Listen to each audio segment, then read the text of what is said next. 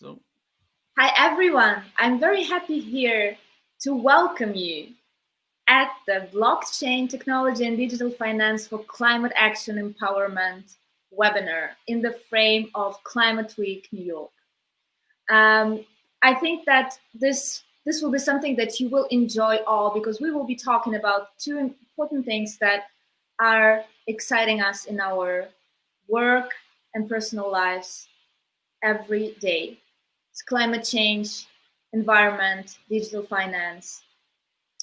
And I would like to invite first for the welcome speech Tom Bauman, representative of our organizers, co-chair of the Climate Change Coalition, co-chair of the International Association for Trusted Blockchain Application Working Group. Tom, the floor is yours.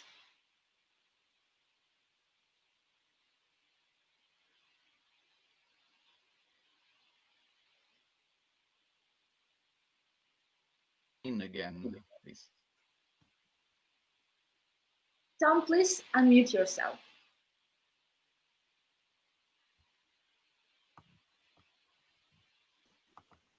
Thanks very much. I apologize. I was struggling to learn this new web platform. Can you hear me well? Yes. Wonderfully well now. Okay, fantastic. Hello, everyone.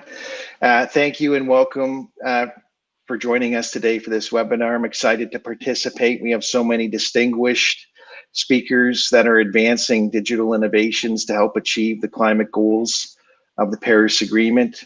Again, my name is Tom Bauman and I co-chair the Climate Change Coalition along with Masamba TOE, who is with the UN Climate Change Secretariat in Bonn, Germany.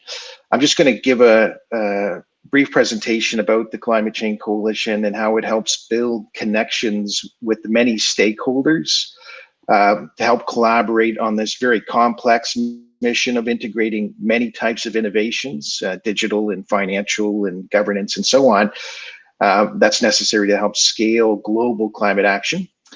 However, as the coalition is an open global network, it's really has a member-driven ethos, and I'd like to recognize and thank the individual and collective efforts of the members, many of which are in today's event, in particular IAI Glacha and Evercity, who've helped lead the efforts to organize this, and it's been a team effort, so thanks everyone for making this happen.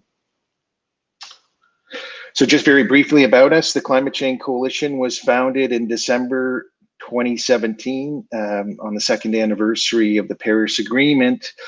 It's been established to create a network and to help bridge the climate community with the technology community. You can see in the center of this slide some of the organizations that we're working closely with. As mentioned in the introduction, also the pleasure of being one of the founding organizations of INATBA and co-chairing the Climate Action Working Group, which was initiated during COP25 last December and launched earlier this year, and has several dozen organizations participating in it. Very large scope of activities, which I'll talk to more in this presentation. So as of today, we have about 225 organizations in the Climate Change Coalition in 50 countries around the world. This is just a quick map screenshot to give you a sense of that distribution. And to put that into a little more relative demonstration or illustration, here is the different types of stakeholders. There are about 40% of members being blockchain solution providers. And then the other 60% are an array of different stakeholder groups doing research, doing projects, climate action projects that are looking for digital solution partners and so on. And then you can see that the distribution of locations is global with a pretty heavy presence in Europe and North America and Asia as well, quite a lot in Asia Pacific. And we have in the coalition somewhere around 20 different teams or working groups that members have self-organized into. So we have teams that focus on particular issues like digital finance, which Alexi is leading up, as well as regional teams like in Latin America and in Asia Pacific and China. So climate and digital, including distributed ledger technology, spans a pretty big landscape. Smart climate actions using IoT and data analytics have been around for well over 10 years, close to 20 years. So smart agriculture, smart buildings, smart mobility, and so on, to help collect more accurate data and make that more timely for decision making on smart climate actions. Blockchain has really penetrated the markets for renewable power and land use, as well as carbon credits. And these examples here are areas that members of the Climate Change Coalition are pretty active in. And of course, digital finance for climate, which Alexi will and other speakers will talk to in more detail later on, as well as some of the nuts and bolts of measurement, reporting, and verification, the MRV. So combining digital solutions and then applying them to other areas of the economy, such as low carbon supply chains, as well as looking at climate adaptation, which is another very important area within the Paris Agreement. So I'll just wrap up by highlighting two focus areas of the Climate Change Coalition membership. One, of course, is supporting the sustainable economic recovery and ensuring that digital transformation solutions themselves are sustainable and can contribute significantly to exponential climate solutions to help rapidly decarbonize and become more resilient. And then one of our flagship initiatives is around data and digital innovation infrastructure. And I believe Miroslav will talk a little bit more about the various elements that combine to create this public, private, open source ecosystem that's necessary to enable all of the different digital solutions to come together and be more effective in combination. So with that, thank you very much for giving me some time to introduce the Climate Change Coalition, and I look forward to the rest of the presentations. Back to you. Thank you very much, Tom. Thank you very much, Climate Change Coalition, for organizing this event. And we'll move forward to Miroslav Polzer, who represents Glotcha, chairperson of the Global Challenges Foundation, another co-organizer of this event. Miroslav, the floor is yours.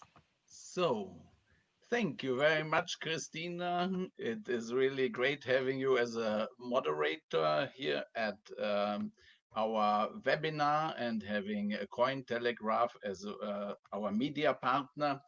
Dear blockchain enthusiasts and dear climate finance leaders and concerned global citizens, it's good to be in New York virtually with you all today during Climate Week New York 2020 and UN General Assembly High Level Week. Having our webinar right now and in the context of Climate Week New York is very timely and important, as the world is facing an unprecedented health and economic crisis with the COVID-19 pandemic and with the climate emergency escalating from one month to the next and leading our youth that they go to the streets and they're calling for new answers for the challenges of our time. When we look closer at the COVID and climate crisis and many other challenges that the global and local societies are facing these days, we can see that the root cause for the crisis are, in addition to destructive resource depleting market economy frameworks, outdated and inefficient multi-stakeholder coordination and incentivization mechanisms. These days, we are celebrating the 75th anniversary of the United Nations, the global leader in action for the global common good. But it is clear that the UN cannot succeed alone. It needs all of society, all of us joining hands for action and impact for the local and global common good. We, the organizers of today's webinar, are convinced that blockchain technology and digital finance are essential enablers of effective collaboration and multi-stakeholder engagement in the fight against climate change. And our speakers who come from the digital innovation community, from business sector, from the UN, from local authorities, networks, academia, and media will outline pathways towards effective multi-stakeholder climate action empowerment with these new digital tools and the corresponding technological and institutional infrastructure. With my organizational twins, IAI, which is a not-for-profit association based in Austria and accredited to the United Nations system through UN ECOSOC and UN FCCC process, and Glotcher Foundation New York, a New York-based 501c3 public charity, which is formally hosting today's event. We are happy to complement the digital innovation expertise of the Climate Change Coalition and INADBA and the digital finance solutions of Evercity with our social innovation and institution building expertise, as we are looking on how we can empower ordinary citizens and especially youth with knowledge, technology, and funding to engage in climate action in a meaningful and rewarding manner. I will present our solutions and plans in a later intervention a little bit in more depth, and give now back to Christina to proceed to the next welcome message of our wonderful partners. Thank you very much, Miroslav. Thank you. So the next welcome message is coming from Alexei Shadrin, co-founder of Evercity.io. Alexei, the floor is yours. I'm really happy to witness that this topic that we're raising today is gaining more and more popularity. Today we have around 200 visitors at our webinar. And as mentioned, my name is Alexei Shadrin. I'm a serial entrepreneur in the field of impact technologies, and I'm also a co-founder of the Russian Carbon Fund and DAO IPCI, which is famous for making the world's first carbon credit transaction in blockchain. That was back in 2017. And now here at this webinar, I represent my new venture, which is Evercity. And also I'm representing Climate Change Coalition as the leader of the finance working group. At Evercity, we are building deep tech solutions for climate action and smart sustainable cities. We're also uniting the global ecosystems of thinkers, doers in the fields of technologies for SDGs. And we are focusing specifically on finance issues. I will be happy to tell you later on about how blockchain and other digital technologies are really changing this space. And I also kindly ask my colleagues to launch the presentation. There are 2 slides that I want to show you related to the current event and the audience that we're having today. Miroslav, could you please?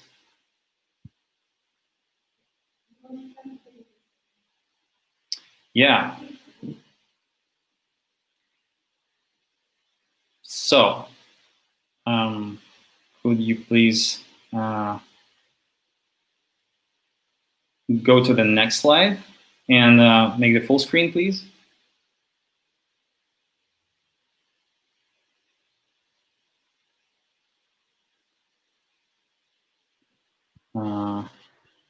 Hello.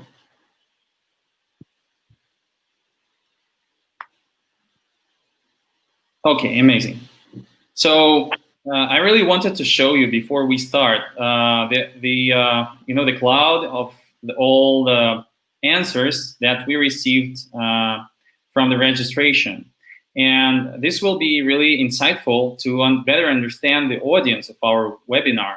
So you can see that from 200 visitors that were registered before the start, there are CEOs, managers, directors, also students, and many others like consultants, advisors. But the main auditor part is like managers, CEOs, directors. That means that the digital transformation in the climate space comes from the top management, but we also see all other stakeholders who are interested in learning more. And this is what really excites me here. The next slide, please.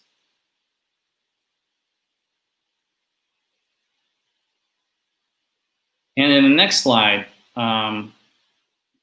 it tells you more about what people are interested in when onboarding to the webinar.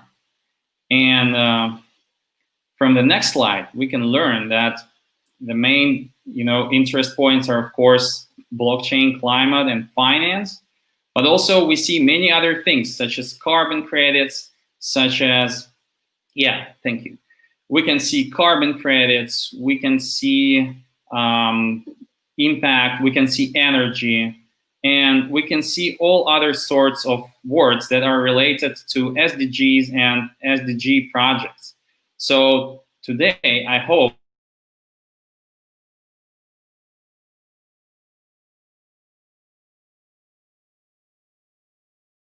in this space,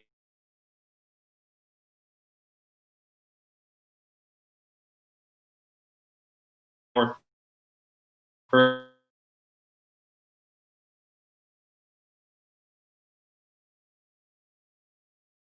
all the speakers, and I hope that this will be really interesting and insightful. Thank you. Thank you very much, Alexei. That's really exciting to see all these words together, and I think we will talk more about convergence of these concepts today during the webinar.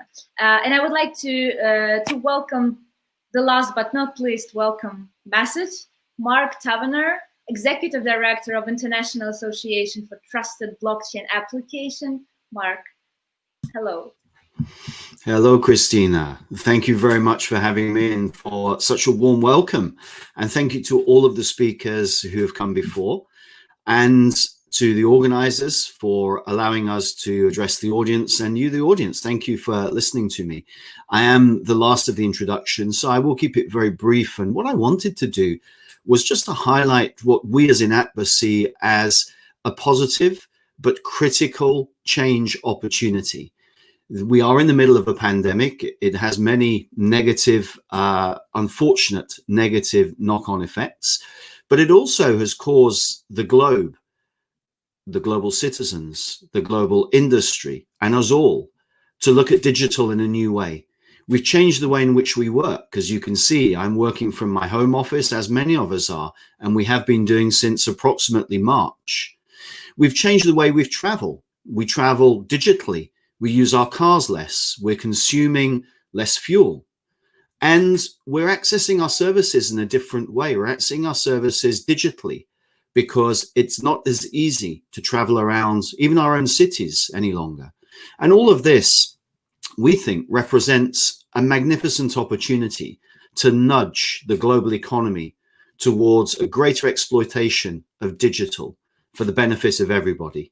And that has tremendous opportunity presented through this little nudge, both for climate and the positive impacts that we can make on our climate, and for innovation, particularly around finance.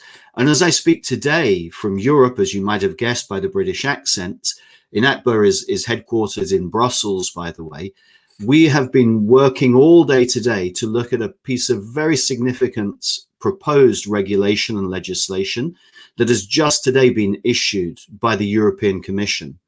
It's called a Digital Finance Package. It's very significant because within that, amongst a raft of other proposals, are some significant regulatory proposals. For the first time, will create legal certainty across nearly 30 countries within the European Economic Activity Area. And this will provide a platform for the use of crypto assets and crypto asset service providers to innovate across a wide geography in a way which we've never seen before, if indeed the regulations are accepted by Parliament.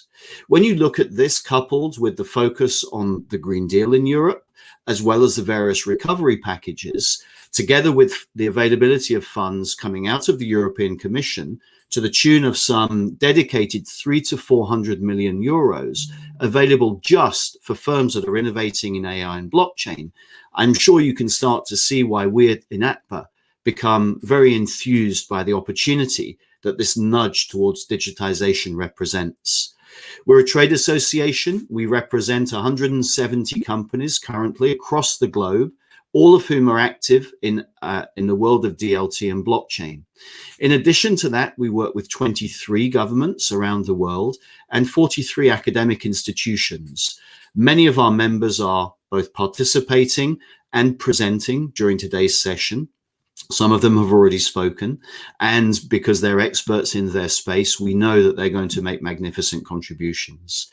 So I'll sign off by saying thank you very much, by re-emphasizing the optimism that we at INATBA look at this unique opportunity upon, and call to action anybody and everybody to get engaged, to make a contribution, to keep innovating, keep pushing the boundaries, and keep breaking things to make this world a better place for us all. Christina, I'll pass the floor back to you. Thank you very much, Mark, for such an inspired and inspiring message. So we have presented all the co-organizers of this wonderful webinar. I'm Christina Lucrezia-Conner, Managing Editor at Cointelegraph, the biggest international media outlet dedicated to blockchain and crypto technologies. And I'm happy to delve into the blockchain technology and digital finance more deeply, along with a video presentation from Marianne Ha from Sustainable Digital Finance Alliance. Could we please have the video now?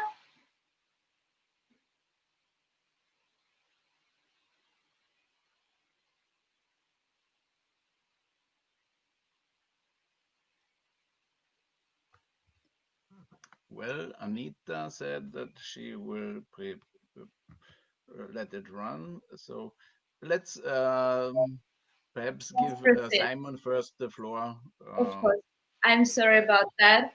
I wanted to give the floor first to ladies, but it didn't work today. So I'm happy to welcome Simon Zadak, head of the Secretariat of the Secretary General's Task Force on Digital Financing of the Sustainable Development Goals, and Executive Officer of the United Nations Development Program. Simon, the floor is yours. I would like first to ask you, what are the main conclusions of the report of the Task Force on Digital Financing of the SDGs? Well, let me first say thank you for inviting me to participate, and I hope we do get that video up, because I saw an earlier version of it, and I think Marianne's video is really great. So hopefully that can come after me and make up for the fact that I'm not Marianne. Secondly, just perhaps a moment of background. So in 2018, the UN Secretary General formulated his own, if you like, leadership strategy in where he wanted to contribute to the financing agenda of the SDGs. And one of the pieces that became clear, perhaps obvious in advance to people who are listening in today, is that the effect of digitalization on the way finance and money works transformed the way in which we need to think about the sustainable finance agenda. And in particular, if you like, through a traditional development lens, much of what has been said about the nexus between digitalization and finance has really historically focused on the very important but perhaps more limited financial inclusion agenda, sort of banking the unbanked, and to some extent also financing SMEs. Hugely important, but only a piece of the story when you think about the breadth of the financial and capital markets around the world, $350 trillion worth of financial assets, and then of course the equally large portion of financing that comes through the public sector, roughly 20% of global GDP. So the question he asked was, how can we most effectively harness digitalization to support the alignment of financing with the SDGs? As I say, perhaps an obvious question to those arrayed for this meeting today, but certainly not an obvious question to 99% of people interested in sustainable finance. Why? Because they don't really understand the digitalization agenda, but equally within the fintech community and the digital community. Why? Because they don't understand the sustainability agenda. So people like Tom and others who've already spoken today are still a very small group of people that sit at the nexus of digitalization, finance, and the broader sustainable development agenda. 18 months on, an amazing task force that he nominated reached its conclusions, if you like. And that task force included, for example, the CEO of the World Bank, the executive chairman of Ant Financial Services, now the Ant Group, the CEO of EcoCash in Zimbabwe, the governor of the Central Bank of Kenya, and also the governor of the Central Bank of Samoa, and others. So really an amazing array of very knowledgeable people in different parts of the financial system. Coming to your question, Christina, and trying to answer it more directly after that, if you like, piece of context. The task force first and foremost pointed to 5 large-scale financing opportunities, multi-trillion-dollar in nature, and ways in which they felt we could focus our energies in applying digital innovation to reshaping finance to be more aligned to the SDGs. And I'll come on to a couple of examples in just 2 seconds.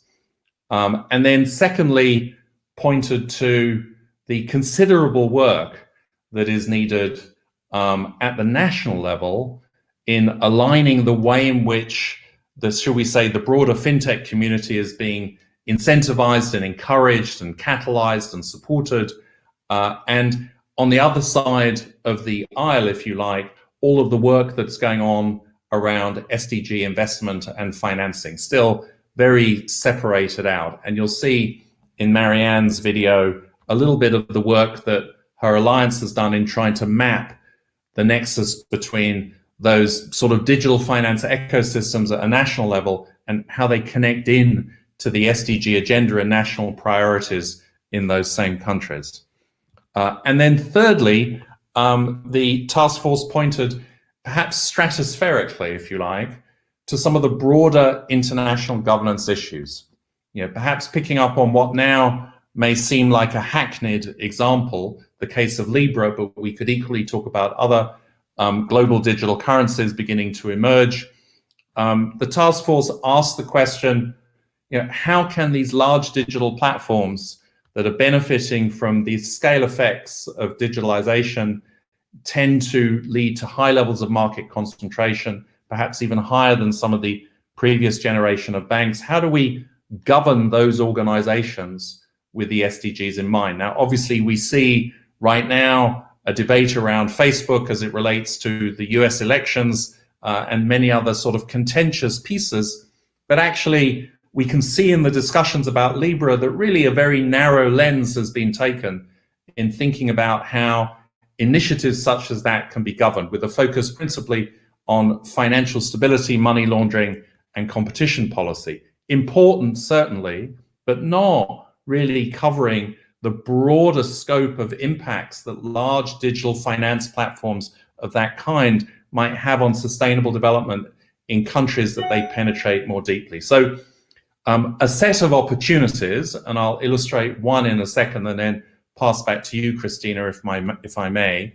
A whole lot of policies around what needs to happen at the ecosystem level. And I think the comments we just heard about where the EU is going is quite interesting, because if anybody noticed that wonderful efficiency of the European Commission, they used to have something called a sustainable and fintech unit sitting within FISMA, the Ministry of Finance equivalent, and then they split them into 2 at the most unfortunate moment, and then decided to develop a sustainable finance strategy that had some digital in it and a digital finance strategy that had some sustainability in it. And again, it sort of speaks to this question of how you develop stuff at the national level. My one example that I wanted to give goes roughly like this. I think it's quite easy to point to individual financial innovations that digitally powered can lead to, should we say, better financing SDG outcomes. But what really becomes interesting is when one thinks about broader digital ecosystem innovations. So if we take Bangladesh as a use case, and this will hopefully just take me a minute or so, they need to drive forward their sustainability agenda, something in the order of 60 to 80 billion US dollars investment a year in, if you like, low carbon, climate resilient, inclusive infrastructure of many different kinds. I won't list that. Today, they're managing to fund about 20% of that, and the bulk of funding is coming from international capital markets. So borrowing money on international capital markets, expensive, risky, and so on. The innovation space that we looked at was what it would take using digital to harvest micro savings growing rapidly within Bangladesh, channeling that and aggregating into larger investable pools suitably de-risked for small savers, and channeling those investments through the use of blockchain in more accountable ways into the construction of infrastructure. So if you like, 3 innovation stages that effectively disintermediates many of the existing financial institutions, reduces the need for international capital market access, and delivers dividends not to JP Morgan or the World Bank, but delivers them to, if you like, that taxi driver in Dhaka that is saving 20 cents a week. Why is this important? It's important even more so in the pandemic, where we see a growing sovereign debt crisis for many developing countries. As tax revenues collapse, economies get slowed down, exports aren't functioning properly anymore, and sovereign debt can't be serviced. And so for the foreseeable future, many developing countries will find it increasingly difficult to access international capital markets to finance sustainable development, infrastructure, and other financing needs going forward. At the same time, over the last 20 years, global savings have increased from 7 trillion US dollars a year to 23 trillion US dollars. And in LDCs, the poorest countries in the world, domestic savings have increased by a multiple of 5 over the same period.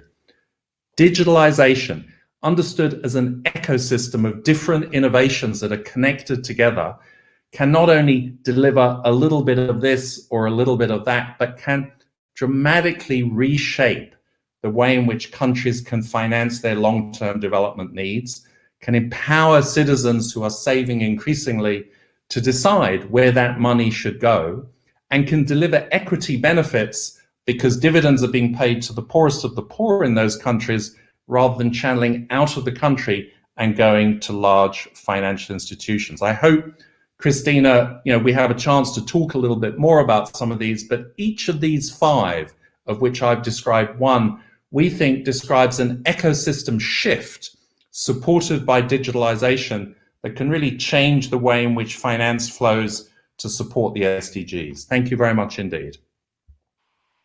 Thank you very much, Simon, and we are definitely all looking forward to seeing how it will be implemented and what are the next steps and how will pandemic impact or give other opportunities to digitalization further. Thank you very much. And now we are ready for the video from Marianne Haar from Sustainable Digital Finance Alliance. Thank you very much.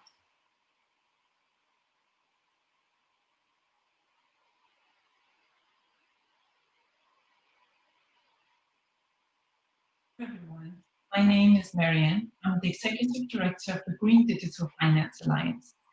I'm extremely honored and pleased to be invited to address such an insightful audience. For climate finance to scale, we need game-changing approaches. We don't only need digitization, we need carefully crafted digitization, and we need digitization 2.0.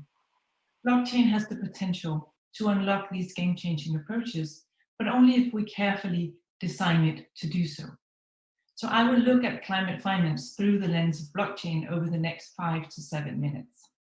And in a nutshell, blockchain is a distributed database that allows for the transfer of assets in a traceable distributed network. This change from centralized to decentralized data infrastructure is what enables us to create game-changing approaches.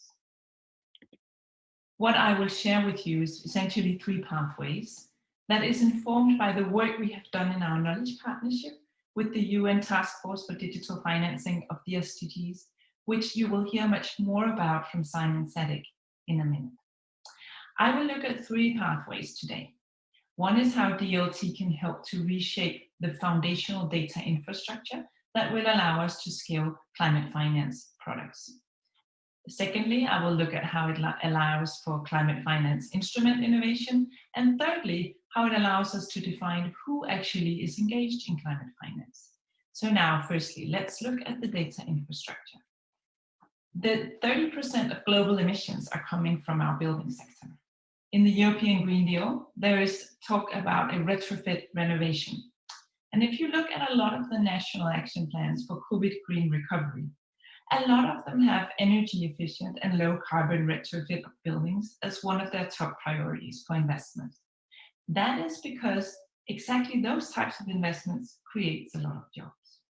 Now, if I, as a commercial real estate client or a residential real estate client today sit out in my bank, the bank has to go to visit different jurisdictions, 4, other jurisdictions 5, other jurisdiction again 8 different data spaces to get the data to be able to advise me through remote x-ray of my building. What retrofits do I need to make? Is it the left wall that is leaking? Is it the roof? Is it the windows? And the data to be able to model what is the payback time, and also how much will my real estate increase in value with a change in energy label. You have to go to the real estate registry, where data is only updated maybe once a year and by the owner itself, so is it credible? You will have to go to 3 different databases to buy data on energy used for water, for electricity, and for heating in a building. You will have to go to buy very specific methodological data for that geolocation. Now, if we put that data and layered it on a distributed database, we would be able to draw that data much faster, and banks would be able and be incentivized to issue energy efficient mortgages. Also because in a number of jurisdictions, these data points are actually considered to be sensitive data, especially when it comes to your personal energy consumption. But by putting them on a DLT, we can cryptographically protect them, and you can, with your key, authorize the bank to go in and find that data and leverage it for your benefit. So getting that data structure ready on a DLT is one of the prerequisites for really unlocking that renovation wave that the politicians are talking about. Secondly, let's look at capital market instruments. We actually did a study on the digitization of green bonds together with HSBC about a year ago. And at that point in time, we saw basically a few bonds that had entered the markets, and it was mainly only the sales and distribution process and putting in the bids that were digitized on a DLT. What you see on the slide is the world's first transaction on a blockchain of a sustainability-linked bond, which was the World Bank together with the banking partner CBA in Australia in 2018. And you see the transaction on the slide. So there were 7 institutional investors that put in their bid. The book building happened in front of everybody's in full transparency, automated. The payments of the coupons were not done on chain, and mainly because of regulatory barriers of token taxation in Australia. So what has happened since 2018? Well, Indonesia issued a green retail sukuk last year with 50% of the investors being millennials, so that they are able to finance climate infrastructure using domestic savings so they can improve their credit rating and not having to be dependent on capital markets. This was not, however, issued on the DLT. But this year, we have seen in the Philippines, the first app presented to the population that is leveraging DLT. And that is specifically because the government really wants the unbanked also to finance the COVID recovery in the country. So now from capital markets, where they're really trying to engage citizens by aggregating them and offering them a pathway to become climate financiers. Let's look at exactly that and what's going on with mobile money platforms. There are a number of solutions coming online that offers you and me and normal investors to invest in 3 assets. So assets that capture and store carbon. And a number of them even with a return of a few %. It also offers, through tokenization of the trees, to introduce liquidity. So you don't have to hold on to your tree until it matures, maybe 10 years later. But where some of the really big potential is with our partner Ant Group in China. They have built in an application on the Alipay wallet, where if you download it, you invite algorithms to analyze 18 of your everyday behaviors. So whether you take the bike or the train or the bus, it gives you an automated carbon footprint in real time. And you then gain green energy points if you change your lifestyle from carbon heavy to carbon light. And when you have gained enough energy points, created enough positive externalities, you can then plant a virtual tree on your phone. And after a certain period of time, you can actually plant a tree, or Ant Group will plant a tree for you in real life. So we can essentially shift climate finance from something that happens in capital markets to something that has to do with you and your everyday choices and the community you're part of on that mobile money platform. And what you see on the slide is the AI thermal mapping of those trees. So you can actually, as a user, go in and click on the Inner Mongolia where your tree is planted. You can find and visit your tree morning, midday, and evening to see where it is and what is going on. So this is digital used to bring the proof of impact directly to you on your phone.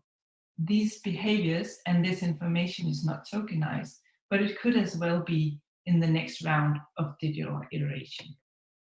I want to thank you for listening to these 3 examples, and I wish you a very good conference.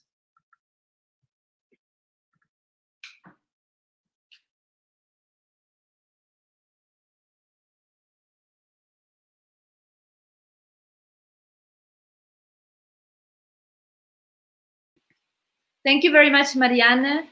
I hope that you've watched us now, and for you and for all of the viewers who we have now, I invite to leave your comments and questions. We'll be happy to discuss them in the last part of our webinar. And from Digital Finance, we are going to talk more about the governance.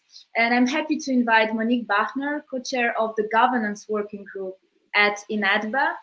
And I'm really happy to ask you about how do you build up dialogue with public authorities and regulators in the frame of digital finance and sustainable solutions? Yes, thank you, Christina. So thank you for to everybody who's watching as well.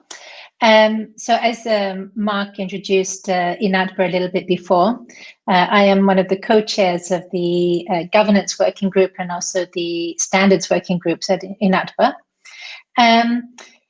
And yeah, obviously a lot of what we're trying to do is to, again, a little bit like Marianne was just saying, you know, empower people to get involved and to drive change.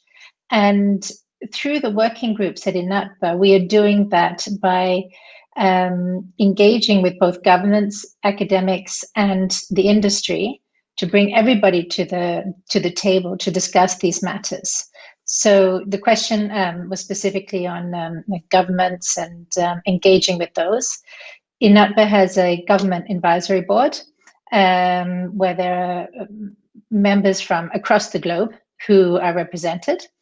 And we do different engagement and reaching out with them to discuss ideas for policy making, both on the hard law and soft law level, and also just to increase that dialogue to get them all at the table so they're coordinating and learning from each other.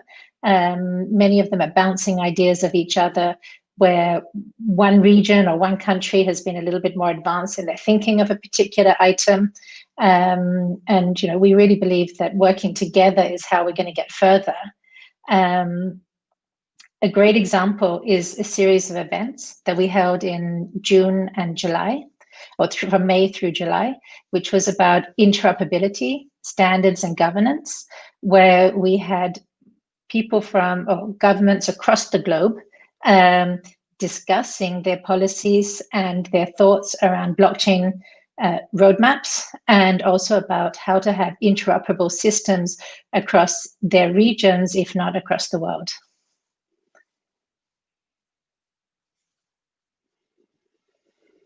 I also know that you are a member of the crypto farm community, as I am actually. So I'm really interested in your opinion, what women could bring to developing sustainable solutions in the tech area.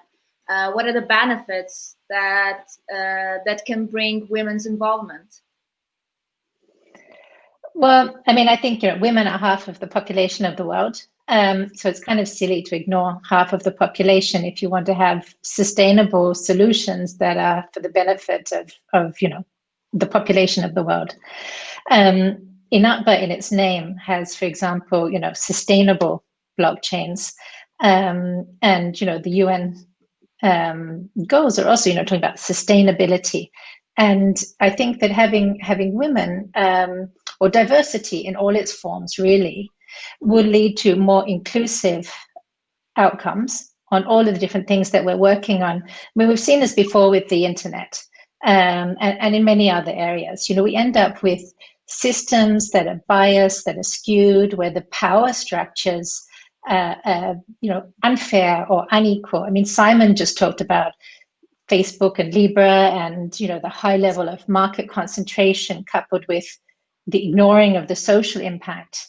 And if you ignore a big part of the globe, whether that's a gender or regions of the globe or different other aspects that could be taken into account, then clearly how can you have a sound and sustainable impact that is inclusive of all of mankind? And we're talking a lot in the crypto space about, on the blockchain space about, we're creating ecosystems for the future, we're building better. But if we want to build better, we have to do that together, and we have to include everybody.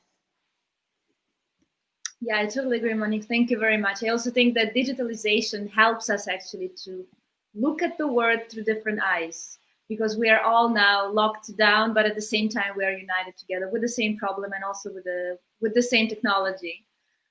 Thank you very much, Monique. And I would like to move to real use cases now and discussing different climate issues, particularly climate neutral cities. And I would like to invite Alexei Shadrin from Evercity to tell us a little bit more in detail about climate financing for cities and how does Evercity work to enable that? Thanks, Christina.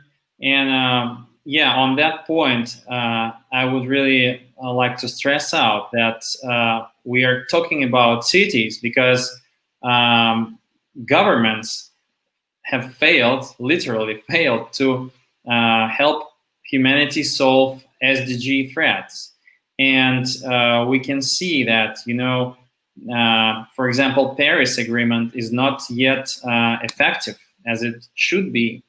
And there are even more problems arising from climate change and its consequences, like new diseases. And there is a very logical, scientifically proved linkage between new deadly diseases and the spread of diseases and climate change consequences, as well as melting permafrost and all other harmful consequences of climate change that we're seeing now around us.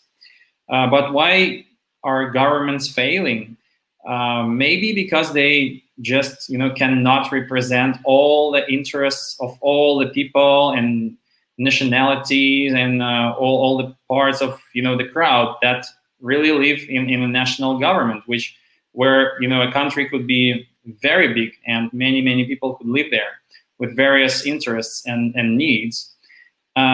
Maybe it's hard to manage the whole economic system, the whole territory, which is very typical for Russia. for example.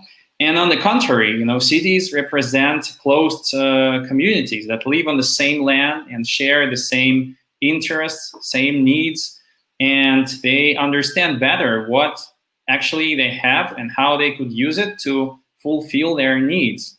So we can see right now there is a global movement rising of various cities that are uniting and somehow are making an answer to those global challenges. So that's why in Evercity we really believe in the power of united cities, which are distributed agents by their nature, distributed entities, but at the same time, with the help of digital technologies, they can make interconnections and they can actually realize sustainable development goals and the sustainable development concept more efficiently with managing all the resources which they have and exchanging them between cities. And this is exactly what blockchain and other distributed technologies are all about. So this concept really matches all the nature of new Industry 4.0 technologies, such as blockchain and all the others. So we really think that this could be a key to solving the global challenges and also serving the citizens and their best needs. This is why we work with cities, and one of the main aims of the cities right now is, you know, attract climate financing to adapt to climate change and its consequences, to establish climate mitigation programs, and just prepare for the threats that are underway.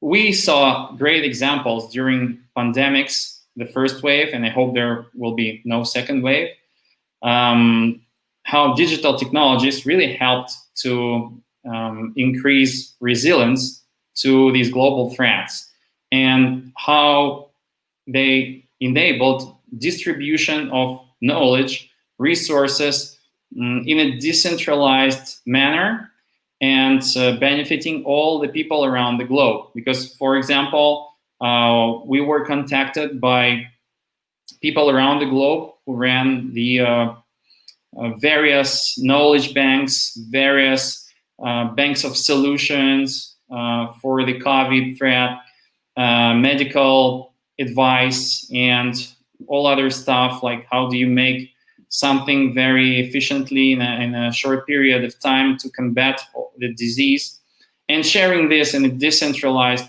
way all around the globe so everybody could benefit.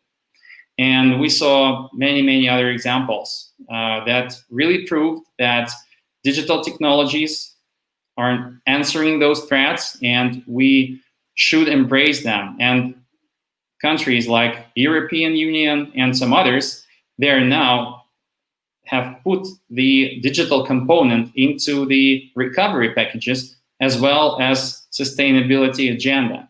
So we now see the emergence of these two worlds, and this is actually a huge trend which will be very active during the next decade. And we see other signs that this is the future and this is our current trend, which is rapidly rising. Because you probably heard of Amazon's Jeff Bezos launching the $10 billion climate fund, and they've already invested in some deep tech solutions. And Microsoft launching the climate operation system with Linux Foundation, and Google stating their carbon neutrality and investing in many deep tech startups in terms of climate action. So this is the trend, it's here, and we're very happy to witness that. And this is something that really excites us about smart, sustainable cities and implementation of digital technologies to make these cities really smart and really sustainable. Very interesting, Alexei. I just have a very small question. So you work with a lot of cities, I imagine.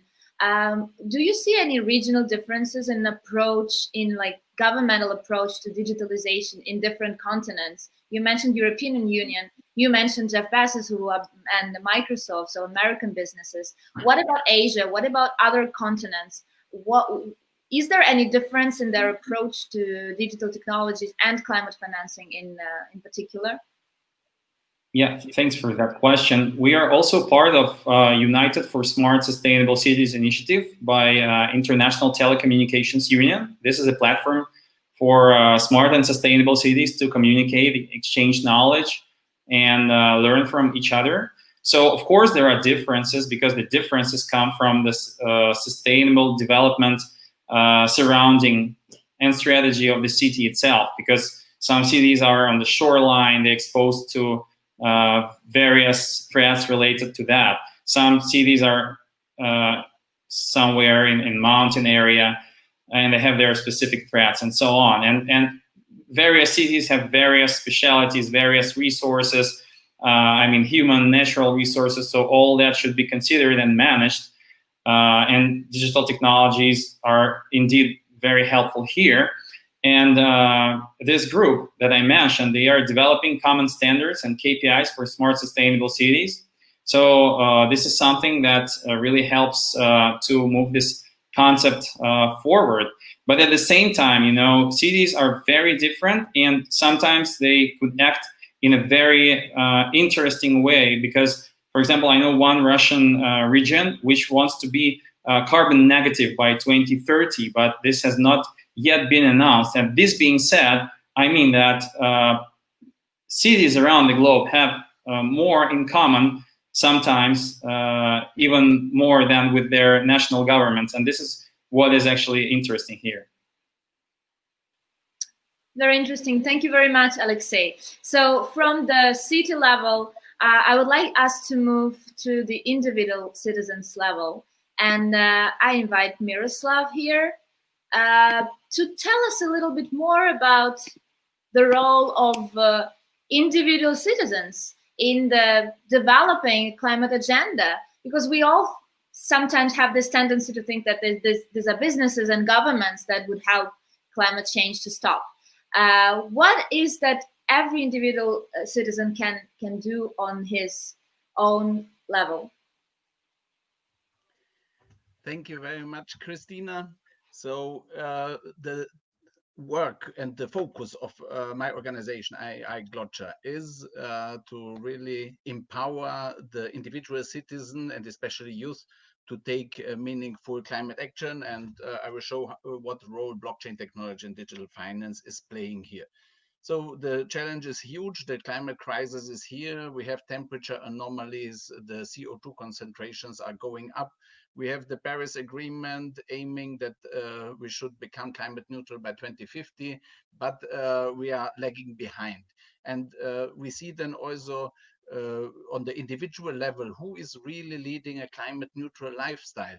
We have here a homepage, the climate pledge for global citizens of the UNFCCC Secretariat, which guides people on how to commit to a climate neutral lifestyle, to manage a carbon footprint and take action. But altogether, there have been only 5,000 people who took this pledge.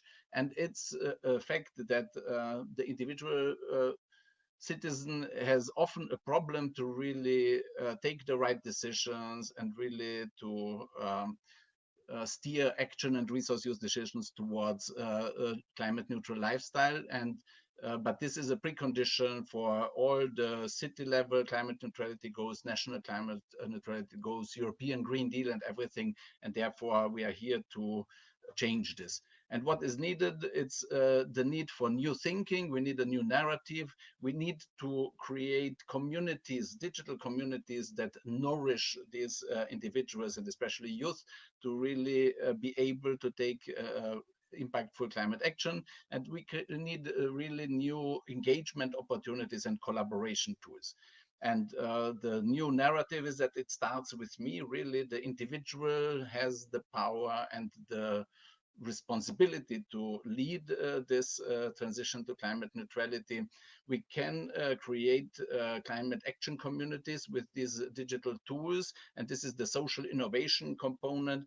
And with blockchain technology and other digital tools, we can create very effective and targeted incentive mechanisms. So this digital finance element is supporting this new narrative. And an important message is also that we need a new good life standard. What it means a good life in times of climate emergency, and how can we really get new standards and a certified climate neutral lifestyle there. And our answers there are an individual climate action dashboard app and global individual climate action and resource management registry. So data and digital innovation are really the enabling factors. Tom has already mentioned that with the Climate Change Coalition, we are working on D2I2, the data and digital innovation infrastructure for multi-stakeholder climate action, coordination and incentivization. And there are very many elements to it. Tom is specialized in smart standards, Alexei in digital bonds and impact digital measurement, reporting, and verification. Our organization is working on this individual climate action dashboard and creating these communities. We will hear also from Yunus, from ICLE later, how it is important, this leadership of local authorities and cities. We, with blockchain technology and Internet of Things and other tools, climate action outcome certification is possible, and there are these digital finance tools, and our organization has some solutions developed in the field of crypto stamps, and I will show you a little bit later. And one element of this global digital tools and infrastructure that is needed for getting people better engaged is to have a global climate action reporting language and a global registry with unique object identification, unique outcome identification. And Joe Bronkers will tell you a little bit more about this unique object identification. And our view is that the future of global climate action will be that there will be apps, and we are hoping that our Glotcha Good Life app will be the leading service in this area. And this kind of app will be on everyone's mobile device. And the individual climate neutrality will be framed as a digital badges collection game. We have quite sophisticated concepts on how this individual climate action dashboard platform ecosystem will look like, with smart goals and with the embeddedness with digital communities and climate action and climate finance log, which is connected with a global registry. You can visit our homepage, our YouTube channel, IAI Glotcha. There you will see some more detailed information from presentations in previous events where we've had more time. Here is also a graph about financial flows and governance with crypto stamps and this global climate action registry. Again, it will not be possible to go into all the details, but there is a YouTube link to check it out. We have also, for those who believe in our solutions and in our leadership and the potential to deliver, we have a pre-sale of Glotcha crypto stamps on the actionnetwork.org. And we have minted our first non-fungible tokens, digital collectibles, first generation Glotcha crypto stamps on OpenSea platform. And the next steps where we want to go from the concept phase into real pilot projects and into this implementation on the ground is an important side event to the Daring Cities Forum on the 22nd of October. Yunus from ICLE will tell you more about there. And we are looking for cities and other partners who will develop with us this app for climate neutral citizens, experiment also with voluntary carbon added tax system and digital climate bonds with Evercity. We are working on an institutional innovation, a European cooperative society, where those who are who want these solutions and who also want to have an enabling ecosystem for this digital green finance instruments to be issued. We are creating a cooperative society, and for mass mobilization and for uptake of these technological solutions, we have music initiatives, we have gamifications, Climate City Cup, and we are also working with the UNFCCC Secretariat and other partners on blockchain technology and data infrastructure for climate philanthropy innovation. And with that, here are my details, my contact details, and this is how my organization is working towards empowerment of youth and the individual for a better world, a climate safe world, and climate neutrality. Miroslav, I see that you bring up a very responsible and important work. You're working with youth. That brings me to my next question to you that regards the education. I'm, as a journalist, also understand that we are very much responsible about the information that we dissipate into the world. And about climate change, there are so many fake news and biased researches. That's the fact.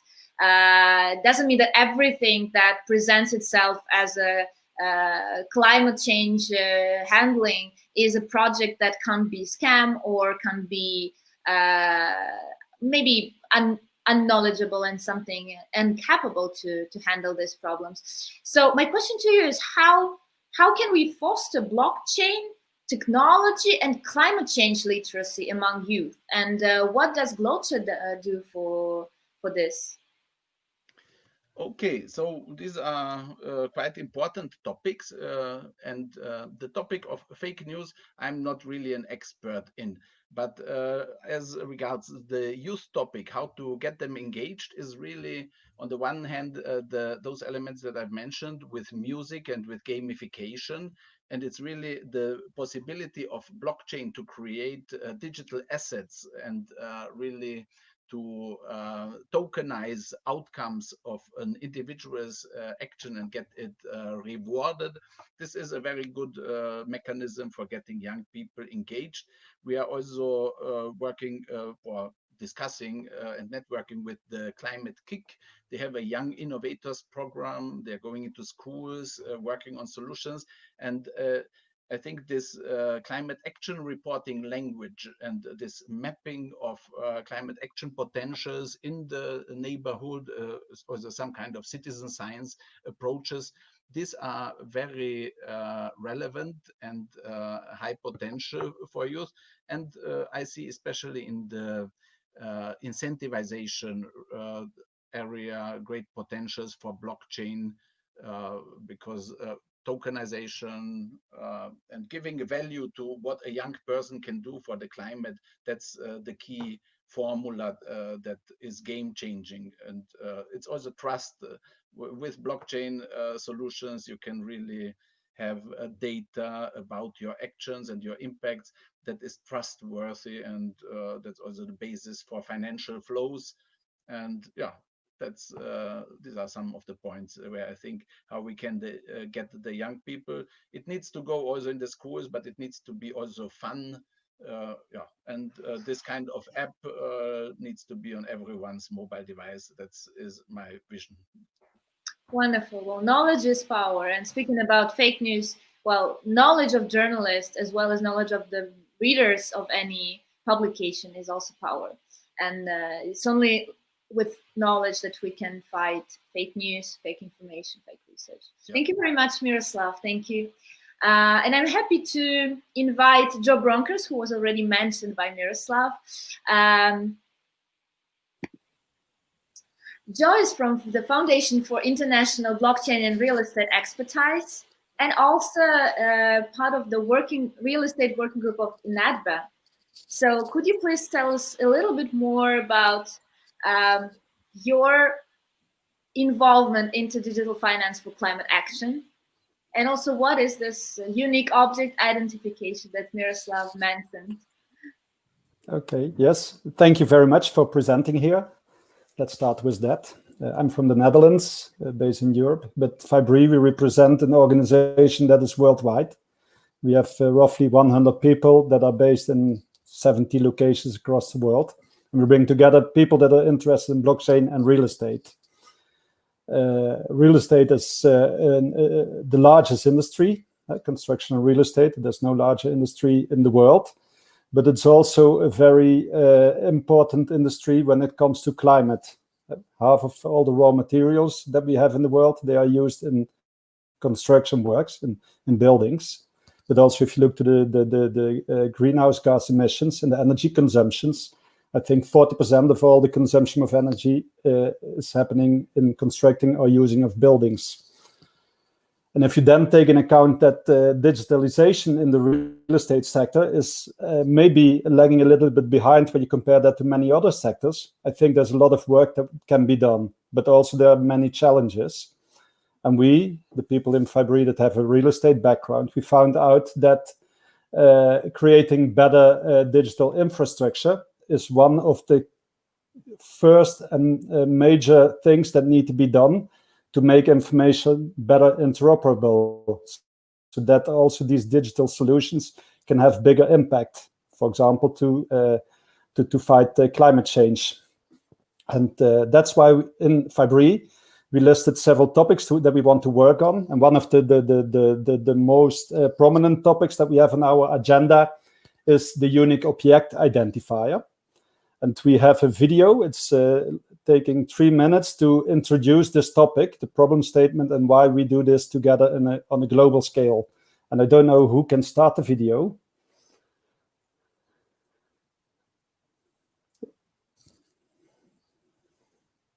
Is there anybody that has the video ready so that we can show it to the audience?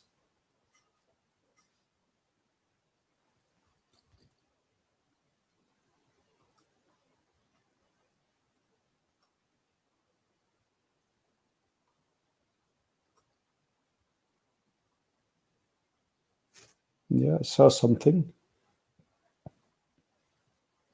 Important role in our society. But what do we actually know about the buildings we live and work in?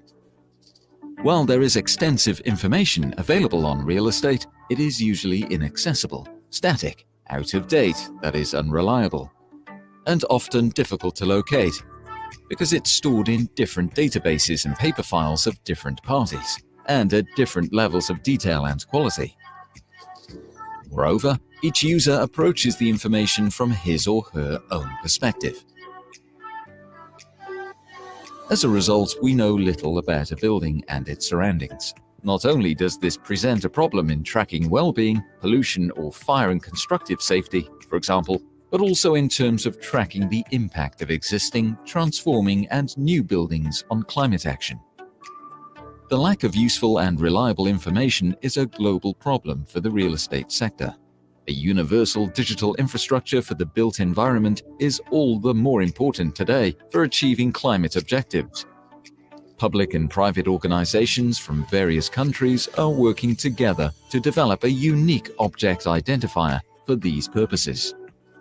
The UOI system serves as the key for accessing interoperable databases with dynamic information on new and existing buildings or their built environment.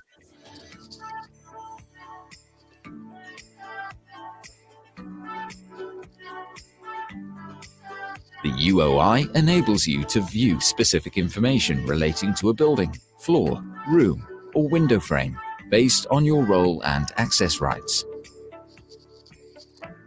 Selected information from different databases can be connected and integrated into a comprehensive overview for the user in question.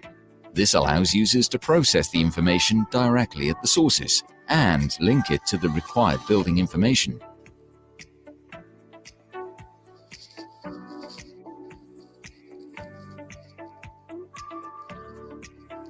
Changes to buildings are recorded directly in the source databases during the life cycle of a building, ensuring up-to-date information for each user. The development of UOI allows the parties involved to jointly develop future-proof business models and add more value to society and the economy. If you would like to learn more about this, or if you would like to join the international consortium working on the unique object identifier, please contact us.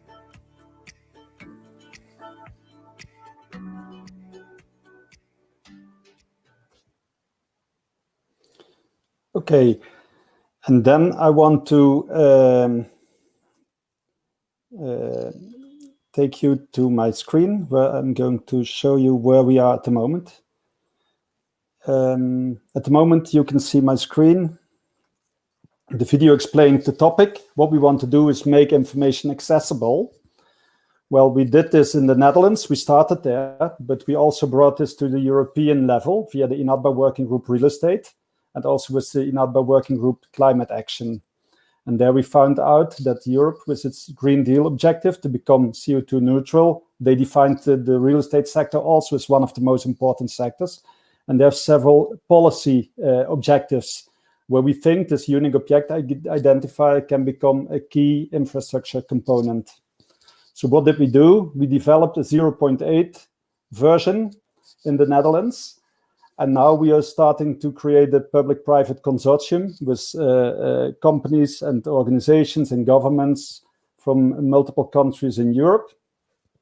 And the Netherlands, they want to keep in the lead. They decided now to start the next phase for this development project. The next phase, it consists in doing some pilots.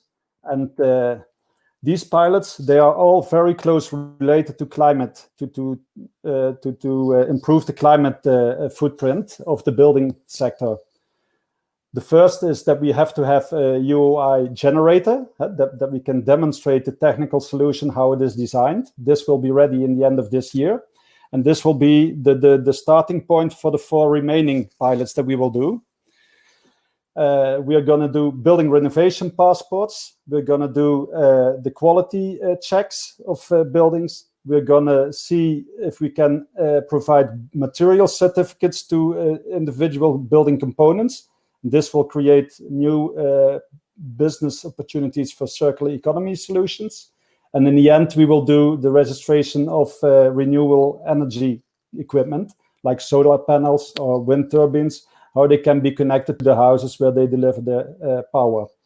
Well, this is all going to happen in the next month. It is still an ongoing pilot. And actually, we invite everybody in the world that sees the real estate world, that thinks has some solutions and likes to contribute to share it with us and to join the consortium. So that's what I wanted to tell you about the unique object identifier and how the real estate sector can contribute to the climate goals. Wonderful. Thank you very much. Thank you very much, Joe. That was very interesting and educating. And I'm happy to see that the real estate sector is as progressive as other sectors and not at all conservative. That's wonderful. Thank you so much. And I'm happy to invite here Yunus Arikan, who is Director of Global Advocacy at Local Governments for Sustainability Network. Hi, Yunus. Hi, Christina. Thank you very much for the invitation. Could you please tell us a little bit more about your experience in working with different cities and which cities are really pioneers and innovators in terms of blockchain and fintech implementation? And how do you build up dialogue with them? First of all, let me shortly introduce our organization. ICLE, Local Governments for Sustainability, is a global network. It was established in 1990, so we're also celebrating like UN 75. This is 30th anniversary of ICLE. Our commitment is for sustainability in its entirety. We are also the legacy of the Earth Summit in 1992. Actually, it was ICLE and its partners and leaders who was introducing the idea of local Agenda 21 when the Earth Summit was concluded in Rio in 1992. 30 years later, ICLE reaches to a network of more than 1,700 local and regional governments with its diversity of regional and continental and country, where we have members from 120 countries around the world. It also changes from a small rural community of 10,000 people to mega cities like Tokyo, Seoul, or states like Sao Paulo. So in that regard, ICLEI has been championing the idea that global solutions can be found at the local level. And I have listened to your colleagues, Alex, and about their frustration. So indeed, until SDGs, local governments were championing the sustainability at the local level, at least the ones and members of ICLEI. And we are happy that in the SDGs in 2015, also in Paris Agreement and the New Urban Agenda, that national governments have renewed their commitment, so that not the local governments alone. And that is exactly the reality of today. While certain examples are coming up from across the world, be it New York City, be it Seoul, be it Durban, around the world. So, and it's not necessarily limited to the mega cities, but even cities like Darabin, Dunedin. These are the small communities with hundreds of thousands of people in Australia, New Zealand, but also communities like Mozambique, Quelimane, who are championing the mobility. So they are aware that the solutions we face 30 years later is much more complex, and that there are also the solutions that we could also search for together. Therefore, it's not the job of any more than the ministers of environment. It's not only the task of a minister of or secretary of environment of a city. It's mayors, councillors, and the local governments collectively that they are having their responsibility. As of ICLEI's network today, we are aware we have more than 700 local and regional governments who are committed for being climate ambition champion of this climate ambition, with their commitment to 100% renewable, with their commitment to divest for fossil fuels, with their adoption of declarations for climate emergency, and their commitments for climate neutrality targets.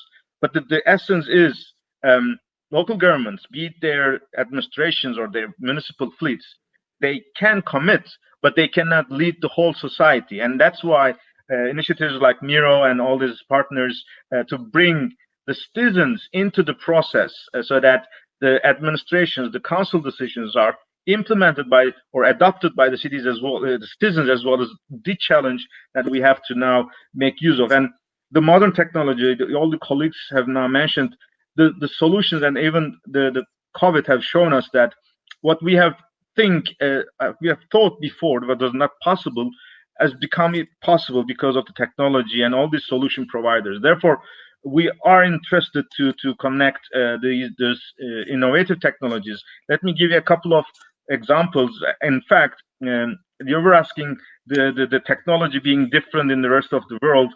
In Asia, the Korea is being the most interconnected in the world, is being championing also the citizen engagement. Since 2010, Seoul Metropolitan Government has an eco mileage as a credit card. And I remember Miroslav was frustrated that UNFCCC has engaged with 5,000 people. Seoul Metropolitan Government have engaged more than 1.5 million citizens, which is 10% of Seoul population, with this eco mileage, with saving tons of energy equivalent to tons of carbon dioxide. And in fact, this has become a national policy in the Korea. Another example now we are implementing is with the European cities on artificial intelligence for procurement, which is an innovative initiative which Amsterdam, Helsinki, or Turku connecting to circular economy. So in fact, there are numerous examples, and with this dialogues over the past couple of years, we want to connect to our initiatives like Daring Cities Conference, which I can give you an example in a couple of minutes if you want. Wonderful, very interesting, Yunus. Thank you. Definitely, success of climate action lies in convergence of efforts from businesses, governments, individual citizens, academia, all together. I was told that you are organizing the Daring Cities Forum. Could you please tell us a little bit more about this initiative, and also whether the climate action will be in the agenda of the forum as well? Thanks for this opportunity. In fact, the name Daring Cities is the short abbreviation or short form, but the full name is the Daring Cities Global Virtual Forum of Urban Leaders Taking on Climate Emergency.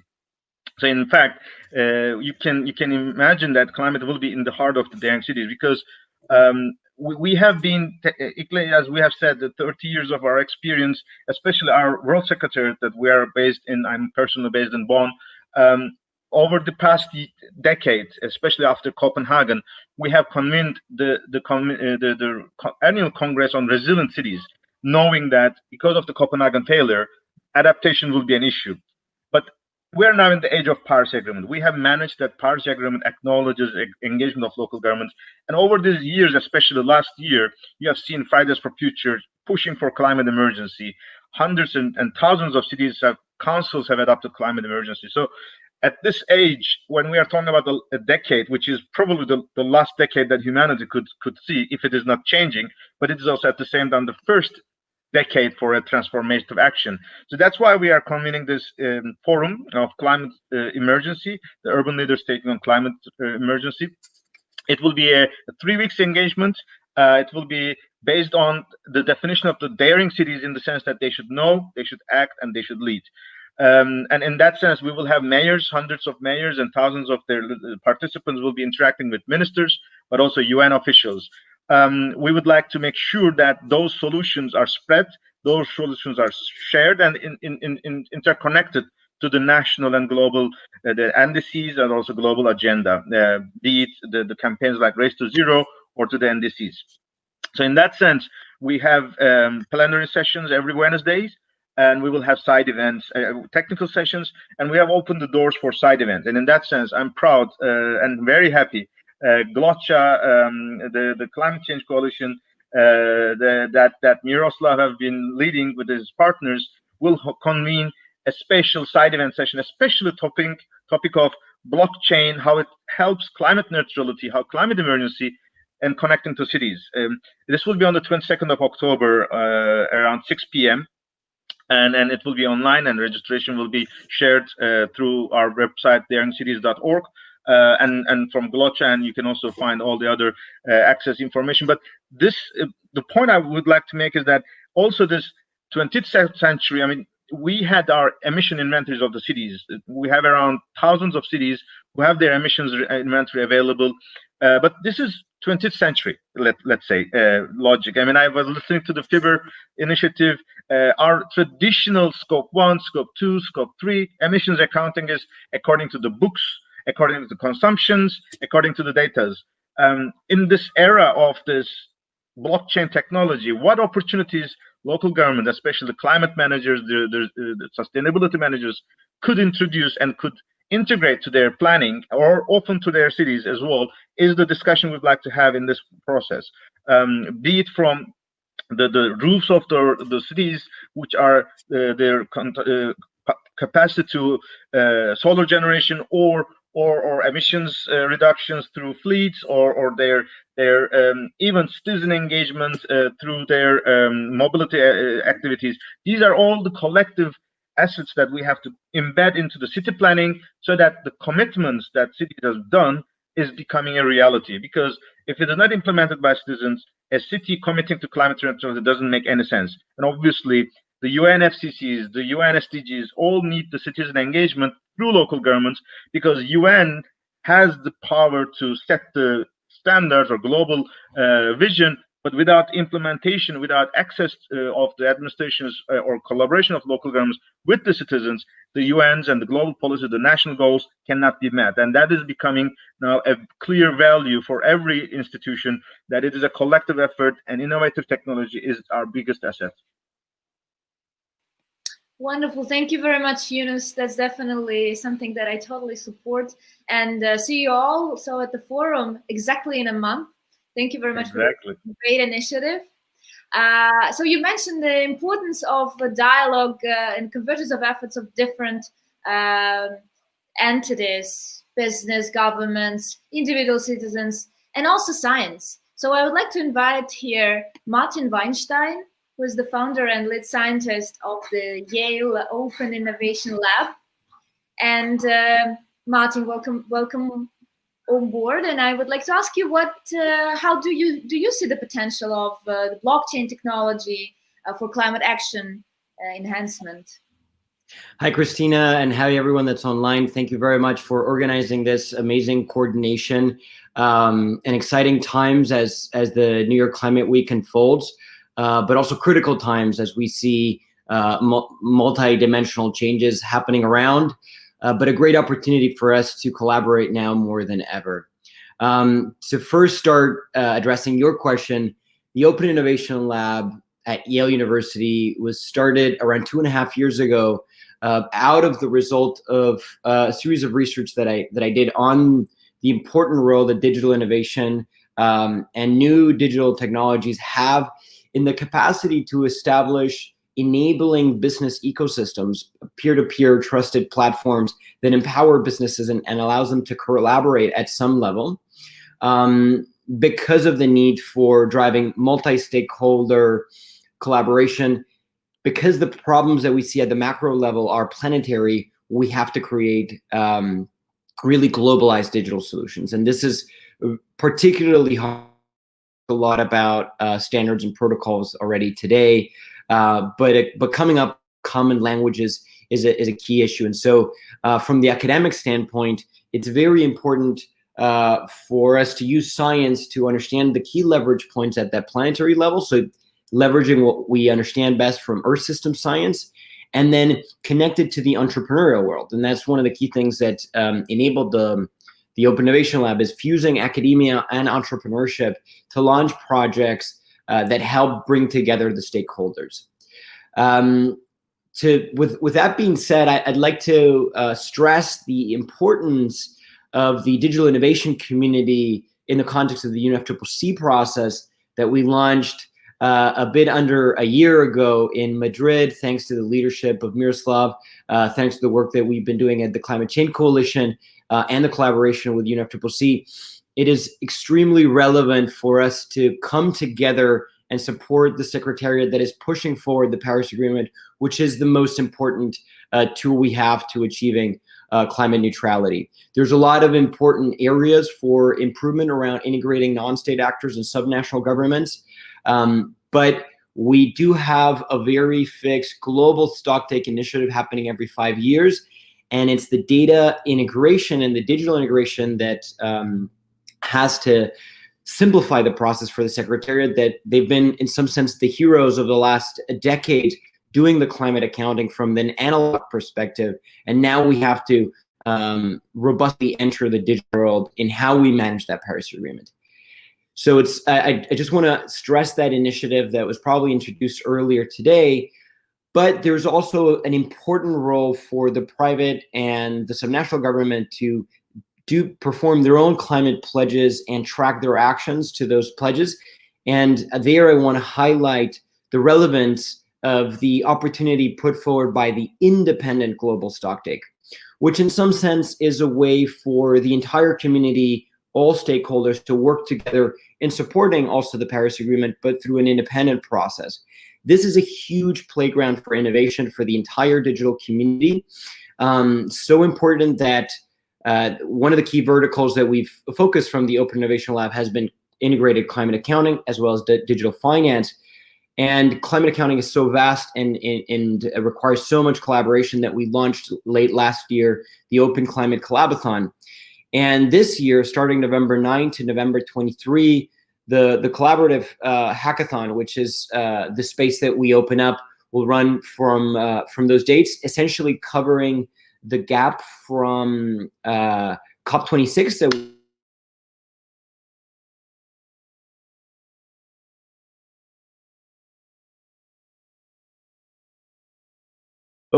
I think I muted myself.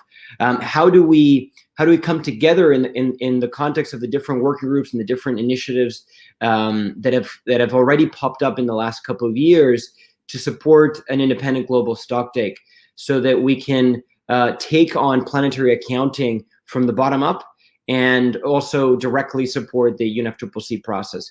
So November 9 to November 23, the Open Climate Collaborathon will be opening the space, and in collaboration with all the different initiatives that are also happening in the context of the now postponed COP26.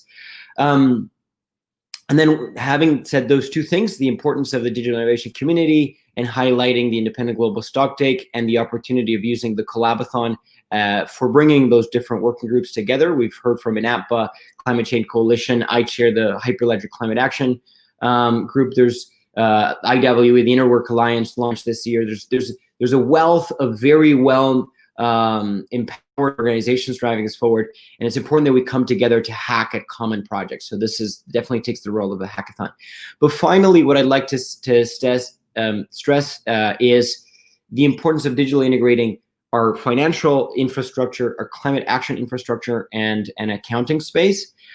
So one of the updates that we have is the Open Lab had such an important traction in the last couple of years, particularly in bringing forward a vision for this integrated climate accounting system, that we're launching this year the Open Earth Foundation.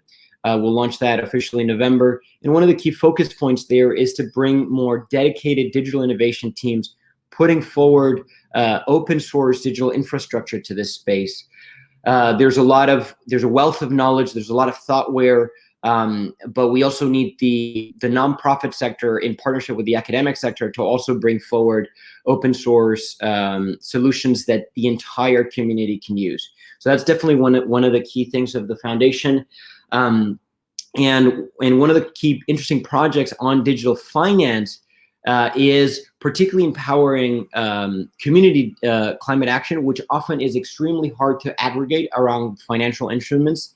We launched, for example, a project in 2018 after Hurricane Irma and Maria took down the grid in Puerto Rico, and we needed to figure out how do we finance not large-scale solar projects, since economies of scale and project finance has a lot of tools for doing that. How do we aggregate the financing of over 10,000 solar projects? How do we bring in smart contracts to digitally templatize the project finance deals? And that has had a lot of traction, and we're now in the late phase to get the Security Exchange Commission approved for a project we called Open Finance, and its first instance called Open Solar.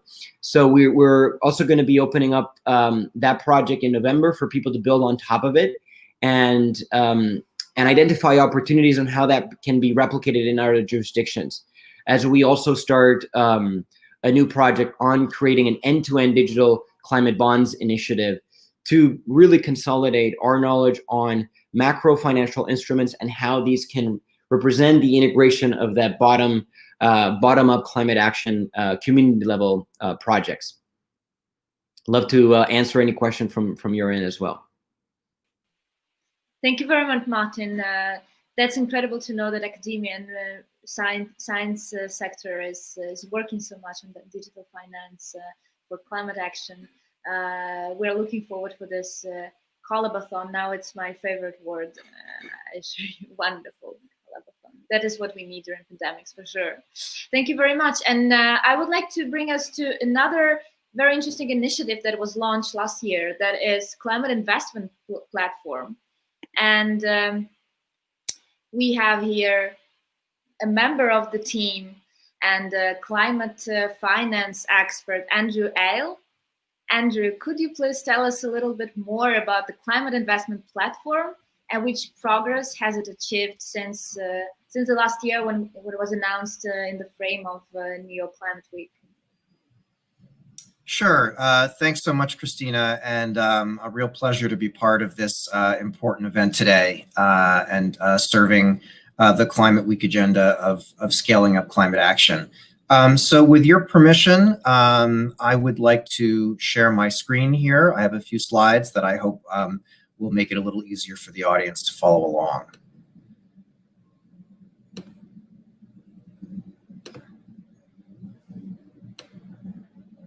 Can you see the screen?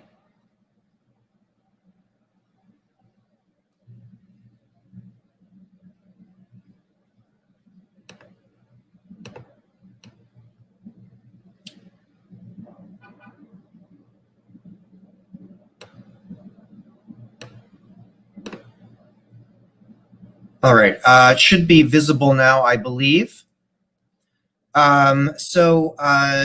My name is Andrew Isle, and I am the focal point at UNDP for the Climate Investment Platform.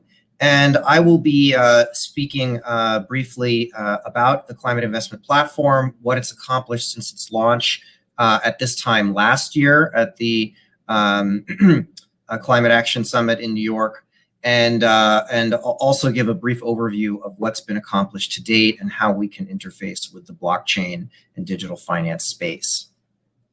So the Climate Investment Platform, or CIP for short, is about helping countries to reach their ambitious climate goals. And in particular, we are looking to engage with the climate finance community to help streamline and declutter the space in such a way as to enable better coordination of the suppliers of climate finance and smoother, more rapid access by seekers of climate finance to those sources in ways that help scale the deployment of resources to address the clean energy transition and clean energy access, as well as ambitious nationally determined contributions to meet the Paris Agreement. The CIP is a partnership, first and foremost, that brings together different organizations in a complementary way. The announcing partners are UNDP, the International Renewable Energy Agency, or IRENA, Sustainable Energy for All, and we work in close collaboration with the Green Climate Fund, our fourth announcing partner, to facilitate clean energy investments. We work with governments at all levels, financial institutions, project developers in the private sector. Most importantly, we work through strategic partnerships and also by responding to inbound requests and collaborations at the country level, where we can leverage our various resource sets to help projects reach bankability and be ready for engagement by the donor and the private financial community. We're currently exploring ways that we can engage with the blockchain and digital finance community to help advance these goals for clean energy deployment and climate action. Now, we have 4 different tracks. I'll touch on these very briefly, and we can return to these in the Q&A, seeing as time is tight. We work on climate targets, helping to meet NDCs. We work on policies and regulations, essentially de-risking the policy space and creating the enabling environment for private investment. There's financial de-risking, and then there's a marketplace of matching the supply of climate finance with demand and transaction support.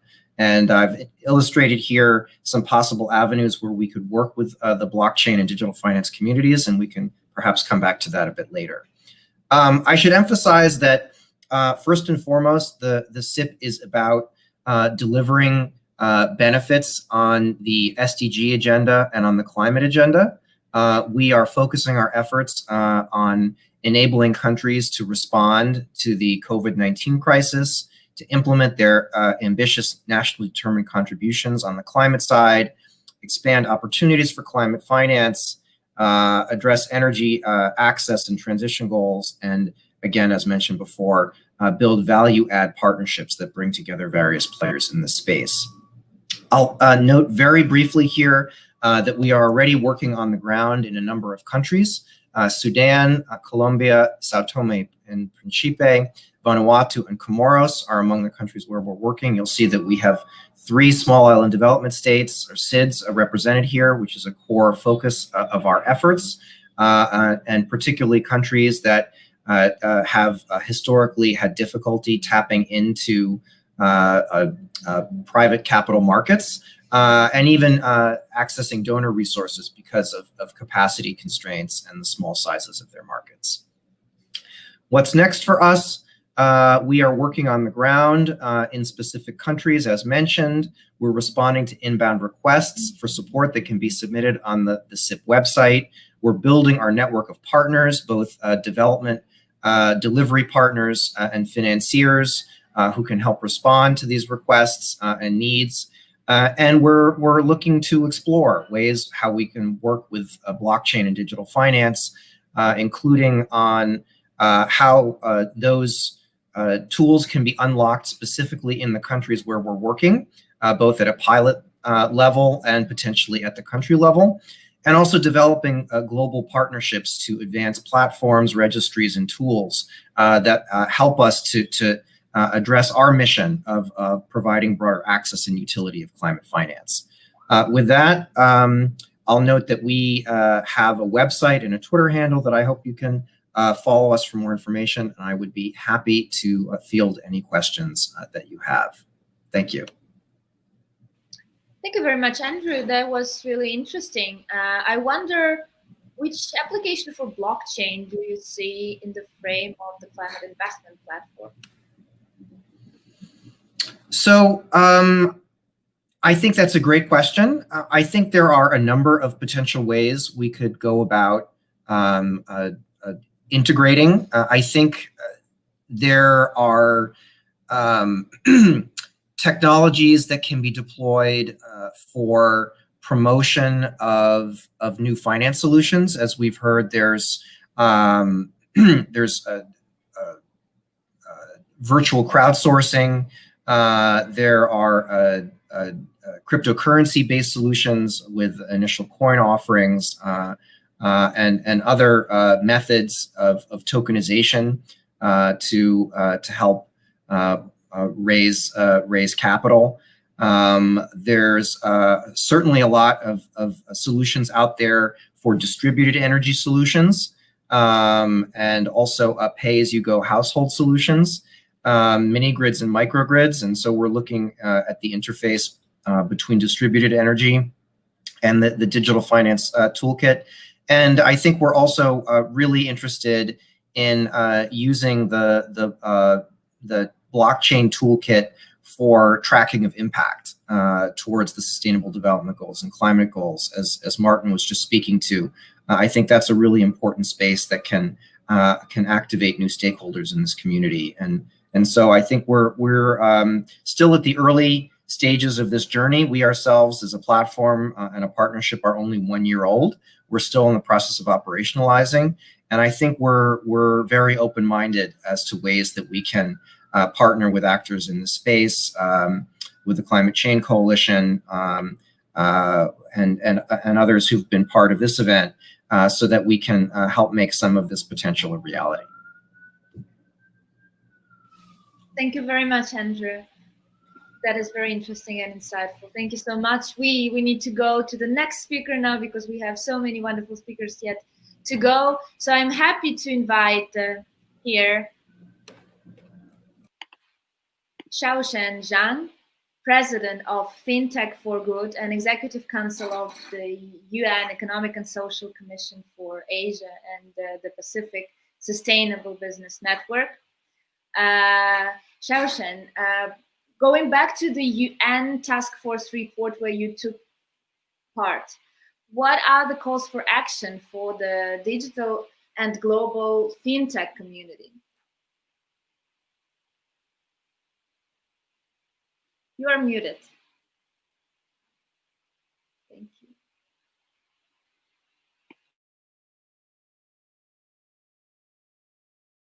Sorry. Thank you very much for the invitation. And my name is Xiaochen Zhang, and I have been following the conversation the whole morning. It's very exciting and inspiring. And to come back to your question, and definitely, the UN Secretary General Digital Financing for SDG Task Force final report is extremely exciting for us because it's one of the first time that we see that there is a systematic research and on the topic, and where that the final finding was inspiring in the way to show us that with the new digital technology that we are seeing the emergence of a citizen-centric financial system. And with this new system where that, Simon mentioned earlier, many of the trillions of dollars can be unlocked to SDG related, activities and projects. So, as when we talk about climate change or SDG, one of the main constraints is always around, climate finance. and with digital technology to unlock that potential.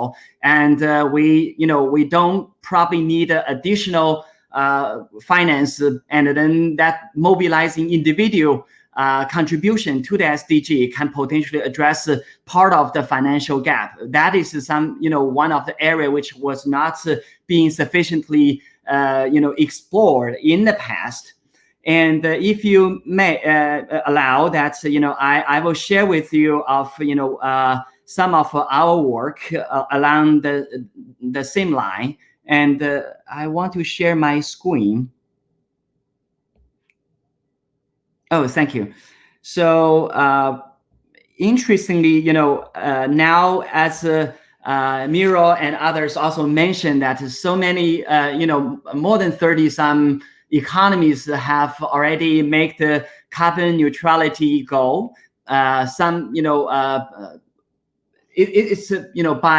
It's very clear that national governments are making commitments to just achieve the climate change goal. And of course, they need to translate that commitment into industry goal, into subnational practice and all that. And then, many of the industries or cities are facing also great challenge, how they can just, translate their current economic growth agenda together with the climate commitment to generate new type of models which can achieve the development in a different way. And that's basically the task that we take some time to just think of. And we want to look at from the traditional economic development models that's the subnational entities and also national governments are familiar with, and what we can learn from that, and how we can just translate the digital innovation related opportunities into some vehicle which are already familiar to the government agencies. So that's the reason why we look at industry park as a vehicle, and see that how can we just translate digital innovation into an industry park type of vehicle, and help government and cities to look into the issue from a way that they are very familiar with. Because if probably most of the audience for this event are familiar with the economic growth happened in developing country in the past 30 or 40 years, where that industry park was being used as a pilot testing and a new model creation vehicle, and where after the innovation is being tested, then the country or the city can scale up. And when we just look at all the digital innovation which are available, and how can we just use the industry park to help that translation, to help that pilot, then we come up with a full phase process, then to identify our approach, methodology, and also identifying the potential innovators who are in the space, who can potentially provide that kind of support. And then to just follow in a sequence, we can just start from the conception to pilot, then to scale. And here within our the Green Digital Economy Innovation Park PPP. PPP stands for public-private partnership, and from this concept, you can see that we have 6 components. The first component is a new macroeconomic model, where that's CBDC, central bank digital currency, provide a new tool for the central bank to just come up with a new macroeconomic model to just really collect, analyzing real-time, regular, and holistic data, which provide the guidance or decision making to combine both physical, economic, and financial aspects of the economy. That can be at national level or at the subnational level, even at the industry park level. And the second component, is around a new digital protocol, and where that's, we have blockchain, IoT, drones, and AI, so many new digital technology, VR, AR. And if, each technology just operates with its own protocol, and then we probably, when we introduce a new model, then we also introduce a new silo where that's one technology cannot talk to the other technology. Then we need to just help the country or cities to understand there are existing protocol, help you to just really create this immersive experience to just combine the physical and the digital in one. And so that's the new protocol. And the third component is around new blockchain network, and where that's not only that's we are looking at the protocol level, we're also looking at what are the existing, for example, blockchain network that's other at the national level, where that's all regional level, where that's different countries or cities within that region, within that can just develop apps and launch their new instruments. And here again, that we have some partner working on that. And the fourth component is the new capital market instrument and faster payment system. And we all know that trade finance, there's a B2B, B2C, C2C type of payments related challenge, which just or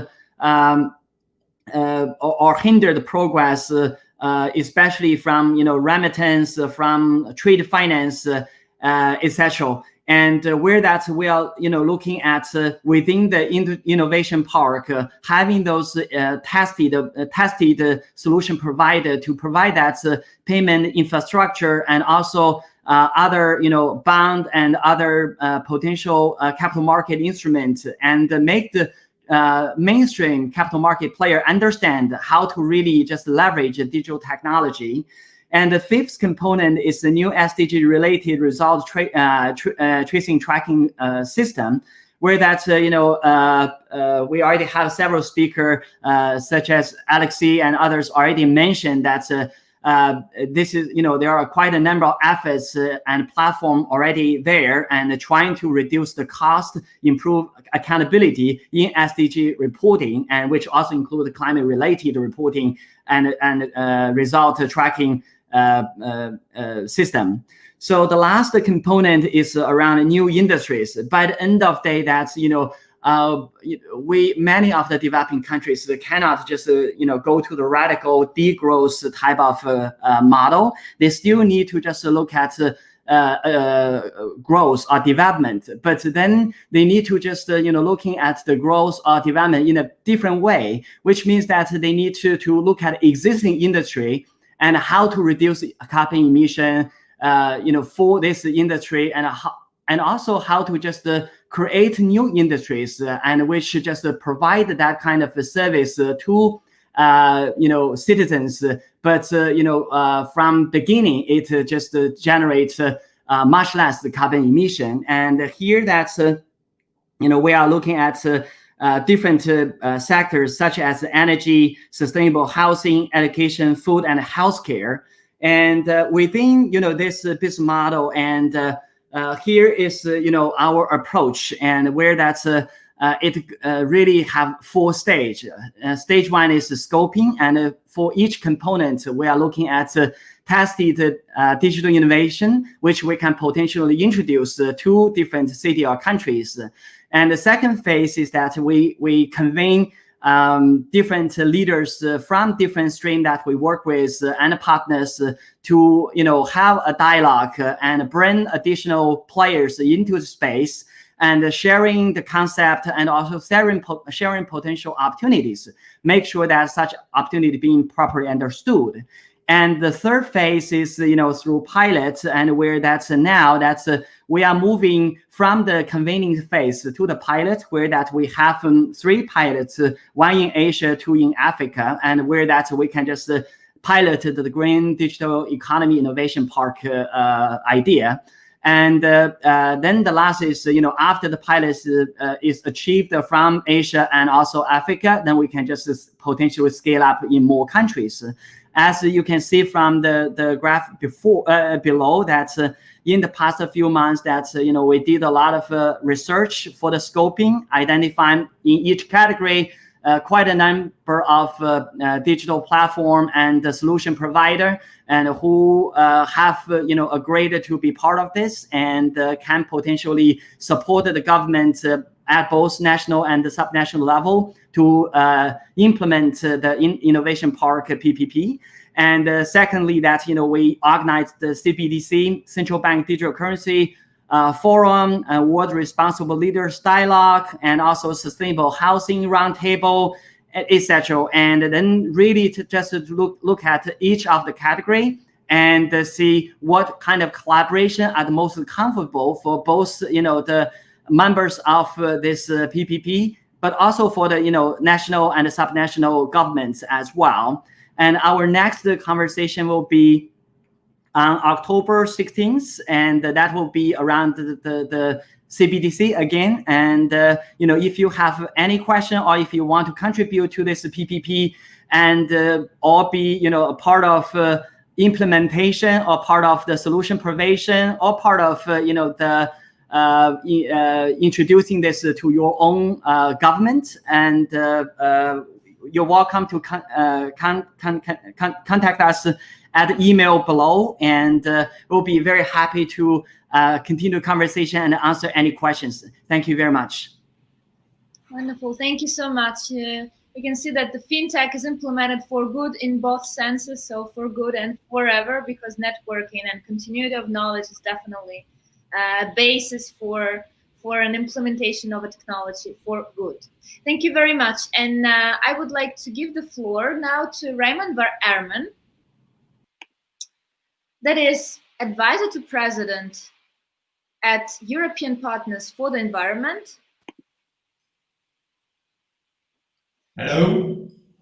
Since the 1992 conference, empowerment has been a major objective.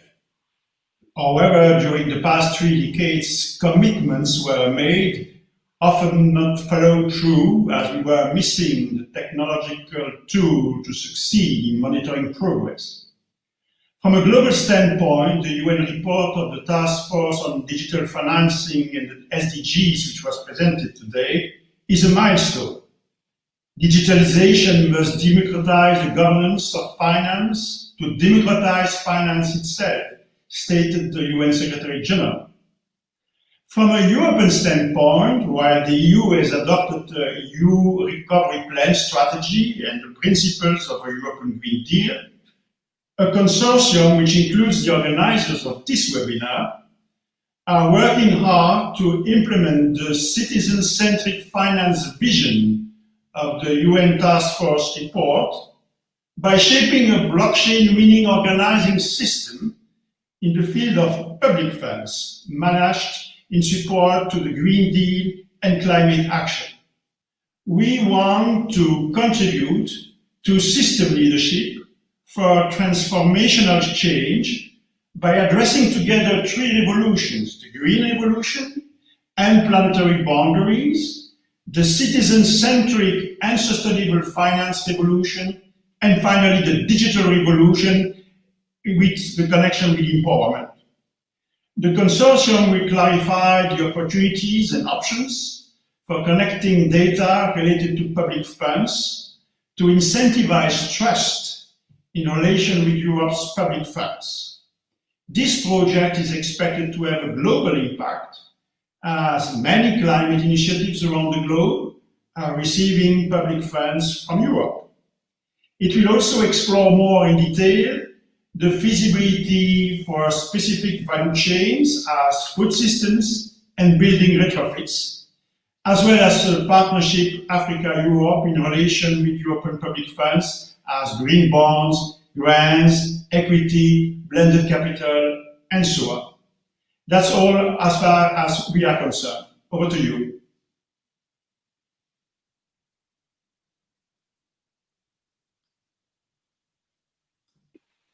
Thank you very much. I would like to ask you, how do you see blockchain application for climate action, particularly for European Green Deal? What we want to secure is that the existing ecosystem of blockchains already dealing with climate change, and of course the Climate Change Coalition is the key player in this regard.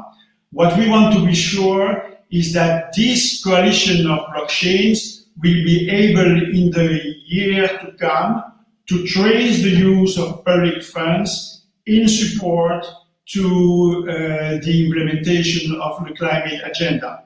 And by doing so, we want to improve the efficiency of public funding use, in particular when it comes to public-private financial partnership, as it is very much developed nowadays. Over to you. Do you see already some pilot initiatives using blockchain in order to track funds, public funds for COVID recovery, European Green Deal? Well, it appears that indeed 30 European governments have launched what is called the European Blockchain Partnership. But when it comes to use blockchain to trace the use of public funds, so far more or less nothing has been done, except the decision to start to work on the notarization of documents which will have to be audited by the European Court of Auditors. So there is room for major improvement when it comes to the tracing of public funds, which is important from an efficiency point of view, from a trust point of view, as well as in terms of fighting corruption, which is, as you know, one of the objectives of the OECD Global Blockchain Center. Over to you. Thank you very much, Raymond. That was very insightful. Thank you so much. I wish we could talk for more, but we need to go to the next speaker. And I'm happy to invite Pierre Taleb, climate finance mitigation expert at the African Development Bank. Pierre, the report by African Development Bank in 2020 says that blockchain technology is one of 6 transforming technologies for Africa. Where do you see its potential the most? And how do you see the development of blockchain application in Africa? Thanks a lot, Christina, for first of all letting giving me the opportunity actually to be here. And indeed, what we are really seeing before really coming to your question is that there is a certainty at this stage of time that before the end of the century, we are going to enter into a climate economic crisis. And the question is not very much about when that will happen. It's actually whether that will happen. It's just about when it's going to take place. And now we are seeing with the economic slowdown with COVID-19, we have witnessed and we are still witnessing that we have entered into this recession without even realizing it. And we fear that it's going to be the same thing with the climate crisis or the climate recession, is that when we are going to get into it, we are just going to realize that we are already in the middle of the recession. And closing borders and lockdowns like it's happening today, we don't think that is going actually to have very much when we arrive at that stage. So as things are standing today, or when we look at the likely course of things, we see that in Africa or even in other countries, not just developing countries, events such as flooding, forests getting in flames, like in the US, land degradation, water scarcity in many cities, or temperatures that are rising. Every year we experience peaks that are higher than the previous years. This is going to increase in terms of frequency and in terms of magnitude. And that really requires that we rethink the global economy today. And we see that there is actually a potential of blockchain technologies, or just roughly said, digital solutions to play a role into this. In fact, if there is one announcement that I would like to make at this New York Climate Week, is that everything is about transactions. When you think of it, the whole human activity, which is now very much affecting our climate, is revolving around transactions. People are achieving transactions, whether that is on mobility, on manufacturing cycles, employment, education, services, friendships. Everywhere there is always a transaction that needs to happen. And according to some statistics also, we have seen that the global emissions, greenhouse gas emissions, this year have fallen by 5% compared to last year levels. And this outcome has been mainly attributed to slow demands on energy and transportation.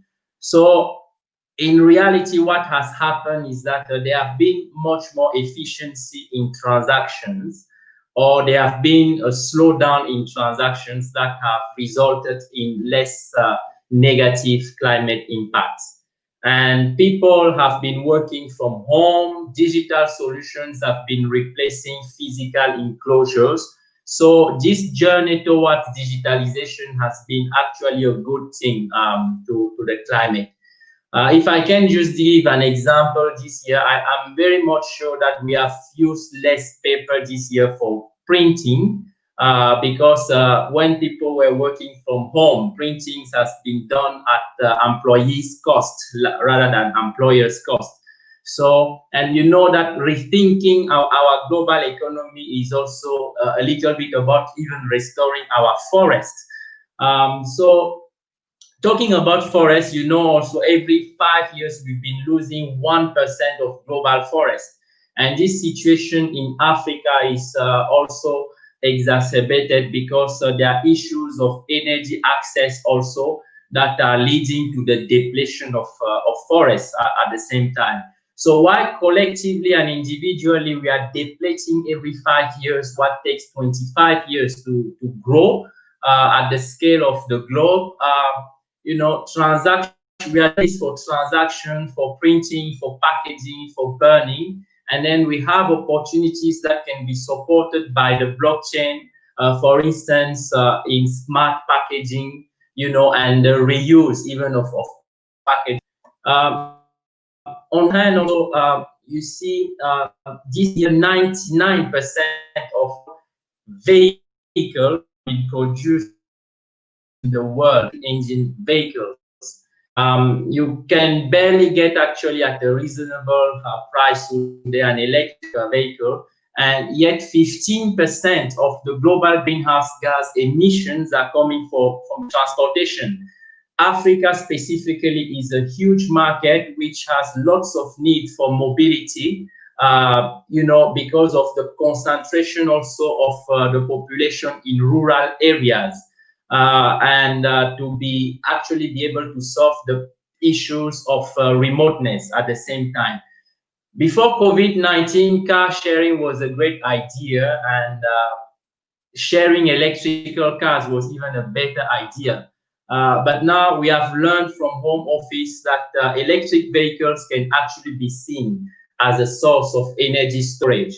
So I think it's not going to take much time before we can even see villages being electrified in Africa, you know, using vehicles, electric vehicles, as backup source of power, because the payback on electric vehicles is today not anymore a matter of mobility payback, but it's also about covering electricity expenses because of that opportunity. And here again, we have seen some pilot blockchain projects that are actually enabling some transactions, again, in a very smart way, which are helping combine solutions on renewable energy and electric mobility at the same time. So we think that the global economy, rethinking it, is going to take some effort at the global scale, not just in Africa. And it's not a secret that the climate impact, which this year has been delivered by the people working on at home, has a very high value. And by no means that can be attributed specifically to climate funding. It's a result of the work of people which have chosen to do what is best under exceptional circumstances. And so the blockchain so far, I think, has shown us how we can develop smart contracts. There is still a way to go. I think we can see here areas of improvement, for instance, on smart logistics, smart orders routing, smart deliveries, or even smart organizations also powered by the blockchain with this overall digitalization. And when this, it's not by no means saying that the whole world or Africa in the future will be a place where everyone is chained into their own block, but really that there is a lot of computing power.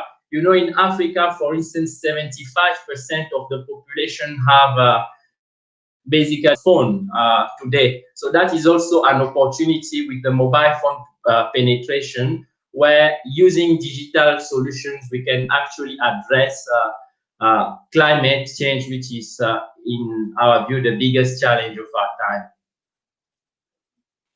Thank you.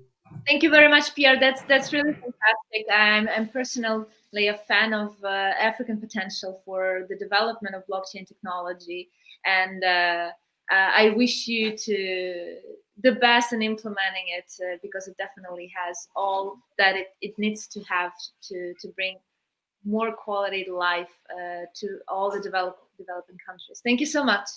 And I'm happy to invite here Elliot Chan, Emergence Lead at Wield & Co. Hi, Elliot. Hi, Christina. How are you doing? Thanks for a great job hosting. I know it's been quite the session here, so you've been a great job leading us through this.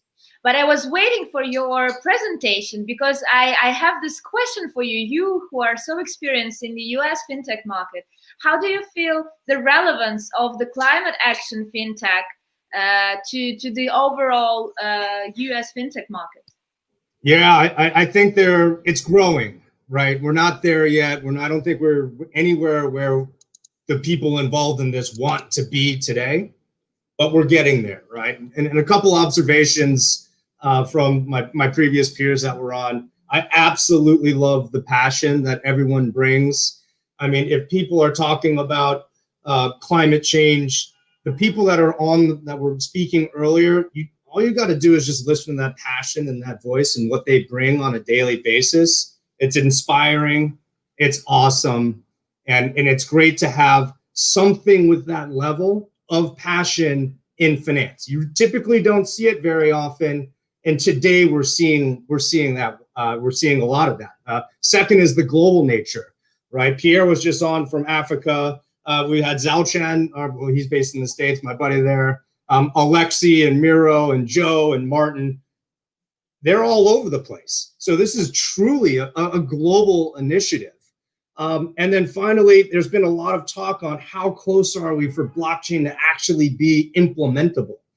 And we're so early in this. And I think that's one of the key things. I think we all want to make change as quickly as possible, but the adoption of the technology from a broader perspective just hasn't happened yet. So we're still very, very early in the process. I mean, most of the peers that are speaking today have only been doing this, which is applying new technologies to solving climate change issues for maybe 2 years max. So we're still very early.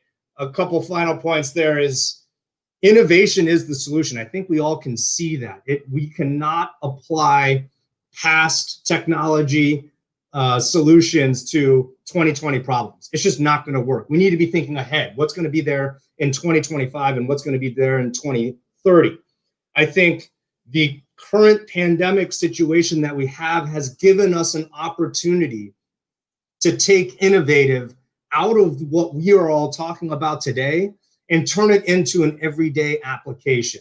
And that is going to be key towards adoption and towards getting these innovative solutions to actually be everyday solutions. And which is kind of where your question was, Christina, gets us to the financing markets and how we can improve the facilitation of the flow of capital from traditional sources or even new sources into these new climate changing initiatives. And I do think capital markets is a little bit behind, but that doesn't mean that we can't actually take action now. And there are tools in the market today that are providing access to accountability, accountable leaders, accountable solutions, accountable teams, and then reward, whether or not you want that reward financially, whether you want it more on an impact basis. So access, accountability, and reward. Again, we're still early, but the foundation to facilitate that is being built now. And even with Andrew's CIP type solution, you're seeing some of those new ideas actually come into play. Finally, as we think about what are investment structures that can work, I really appreciate what Alexi is doing on the digital green bonds. That could be something that is game changing.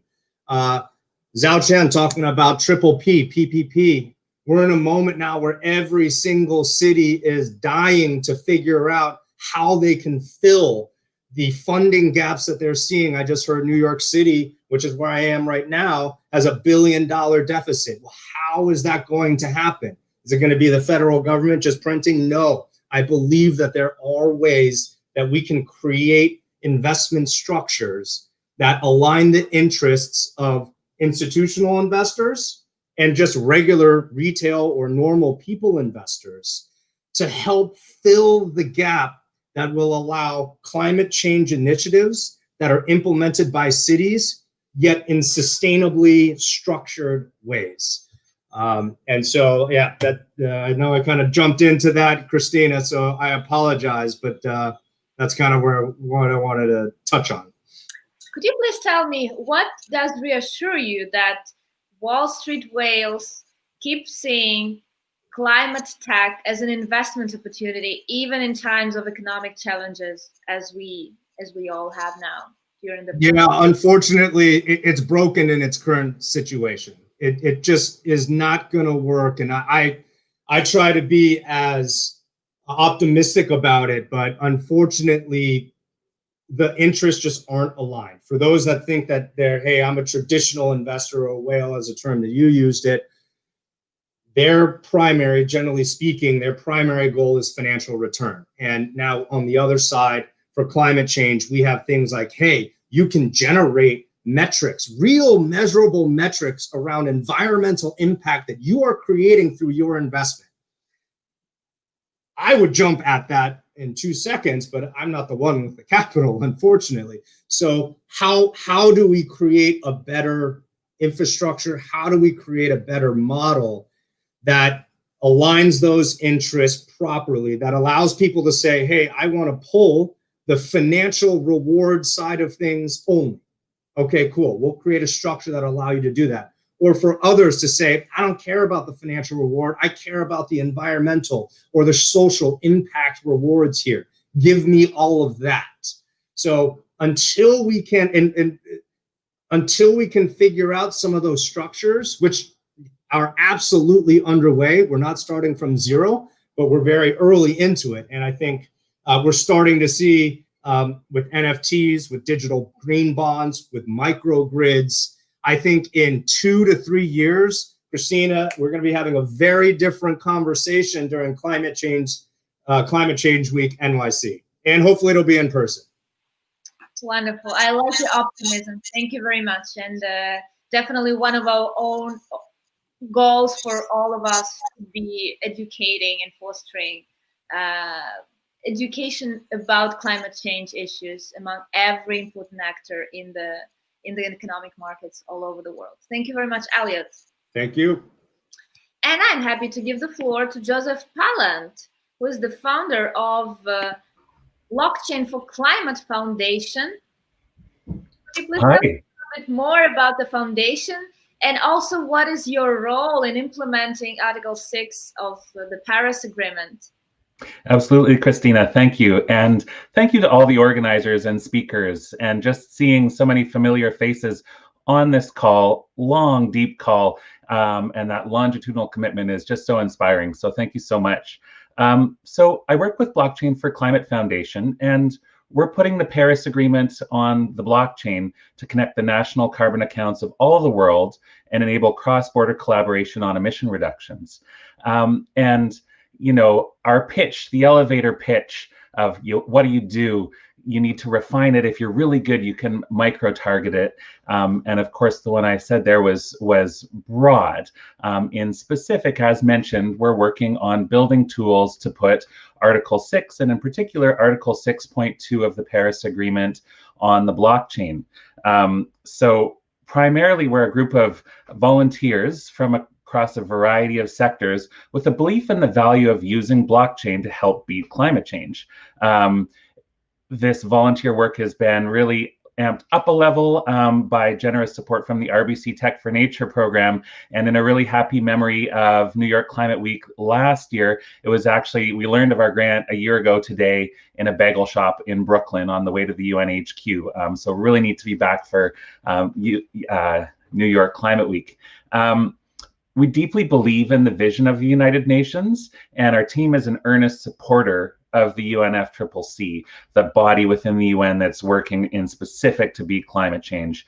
And we saw an opportunity to help develop infrastructure to help make their job easier and jumpstart international carbon trading once the negotiations had completed. So we're trying to slipstream in and be developing something for rules finalized in the future, but using our best take on what's needed and what will continue to develop and be agreed on in the process. And we're really excited because getting the use case and the platform design right is really a compelling process, to put it mildly, and because you need to have the insights onto what's needed in the climate space, what's needed to build a tool that hopefully the UNFCCC can adopt, or more specifically, its national parties can adopt. And then we also have to pair this intelligently with the tools created in the blockchain space, understanding what's coming along and also dreaming into the future, what we're going to need to innovate on. And we're really excited right now because we get to shift from this design phase to the build phase. We've been able to hire our first dedicated developer and really get that coding rolling. And so briefly, sort of the fundamental tasks of what we're building we're calling it the BITMO platform, the Blockchain Internationally Transferred Mitigation Outcome Platform, has a couple key fundamentals. So our goal is to be able to issue and exchange Paris-compliant carbon credits, Article 6.2 ITMOs. And this issuance and exchange is really the key part of our MVP that we're building right now. And it's kind of, our ambition has been modest and sort of pre-market fungibility and market making aspects of this, but we're excited as other parts of the blockchain, other parts of trading, including stuff like OpenSea, really starts to enable this to hop its silo out into broader use. The focus is on national party issuance of these carbon credits. So under Article 6 of the Paris Agreement, Article 6.2 focuses on the ability of governments to sort of use their sovereignty to issue ITMOs, carbon credits based on emission reductions that have happened in their country. And it's a fundamental, fascinating, and kind of new piece, whereas Article 6.4 is kind of like a development, a revisioning of the Kyoto Clean Development Mechanism. Transparency of this underlying asset is critical. It's critical for market making, and I think it's really critical for the vision of Article 6.2 and broader out into the Paris Agreement. So I'm a long-term carbon offset project developer. I really believe in the tool, and I know that what makes that environmental asset, that intangible outcome of a bunch of hard work valuable, is the ability for buyers, sellers, market watchers, environmental NGOs, governments to understand what's behind that carbon credit, what created that carbon credit, what kind of auditing and assessment has been done to ensure that this is the real deal. One of the fascinating things about Article 6.2 is that national parties, that governments really hold all the chips in terms of what will be counted as one of these credits. So we cannot change that reality, but we are building for that reality so that every token that we issue, every BITMO, is fully transparent on the key need to know aspects of a carbon credit, and that's really on the skin of this credit. We're building it. Our long-term vision has been building of a non-fungible token, an NFT for this, and a lot of the engineering that's happened post CryptoKitties has really allowed us to advance this work.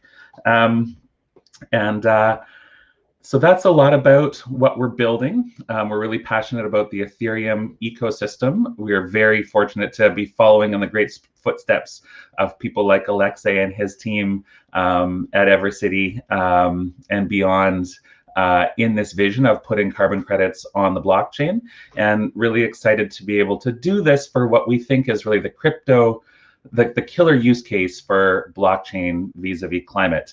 And we are growing our team right now. We've got a job posting closing tomorrow for a digital community manager. Canada is really leaning in COVID recovery. And so they've been funding a lot of student and youth employment. So if you know somebody under 30 in Canada wants to come and be a digital community manager and help build the system, please reach out. We're at blockchainforclimate.org, at Block for Climate on Twitter, and we really appreciate the opportunity to speak with you all today. Thanks. Thank you very much, Joseph. Thank you so much. And I'm happy to invite the last speaker today. I think it's very symbolic that the next speaker represents the young generation in the hands of which the climate, the planet, and our financial system will lie very soon. So I'm happy to invite here Vienna Loy, who is the winner of the UN Reboot the Earth Hackathon. Vienna, could you please tell us a little bit more about this project that you presented? And I wonder, what is your perspective on the rethinking of the financial system and digital finance for climate action? Thank you, Christina. So with the UN Reboot the Earth Challenge, it was like a global hackathon that the UN pulled together. And I want to say that a lot of my work was also informed by research that I've done with the Stanford Zero Degree Project. So there's a lot to that. But today, though, I really want us to get thinking more deeply on all these solutions that we're talking about. Because just today, it dawned upon me that, okay, wow, we actually have already passed 1.2 degree increment already. So how realistic are the tools that we're talking today, even for what I'm talking about as well? So I will share what I'm talking about after this. First, I want to evoke the spirit of a dear friend, Tony Lane Casserly, who's the former co-founder of Cointelegraph, who passed away, unfortunately, earlier this year. Tony would ask radical questions like, how can we have a new global governance on the blockchain so that we can actually resolve all this crisis? So with that spirit of Tony, I really want to ask all of us here today, if research shows that our capital in the global capital system is what is heating up the earth, no matter our good intentions, we are actually heating up the earth by virtue of our participation in the current system, then how will you like innovate on your solution or your own hot wallet to change the design of what you're working on? I would also share that at the Stanford Zero Degree Project, we had a framework of a ledger based on time, temperature, and capital being the three major variables that we keep track of, because we do believe that climate change stops when the 7.6 billion of us figures out how we can coordinate 7.6 billion 0 degree hours every hour, meaning that is when we can sustain 1.5 degree increment and never increase that again. I will let all of us sit with that question because it is a coordination question. And this is what brings me to my third question. Like, what is finance role in all this? Now, I also want to evoke the spirit of David Graeber, who also just passed away, to say that finance actually existed before money. It was in the forms of IOU, meaning relationships. Now, how can we make finance become relationship-based again? Not one based on competitions, but one based on let's make sure that everyone's basic needs are covered. And then we can use our surplus imagination to solve the crisis that we're in today.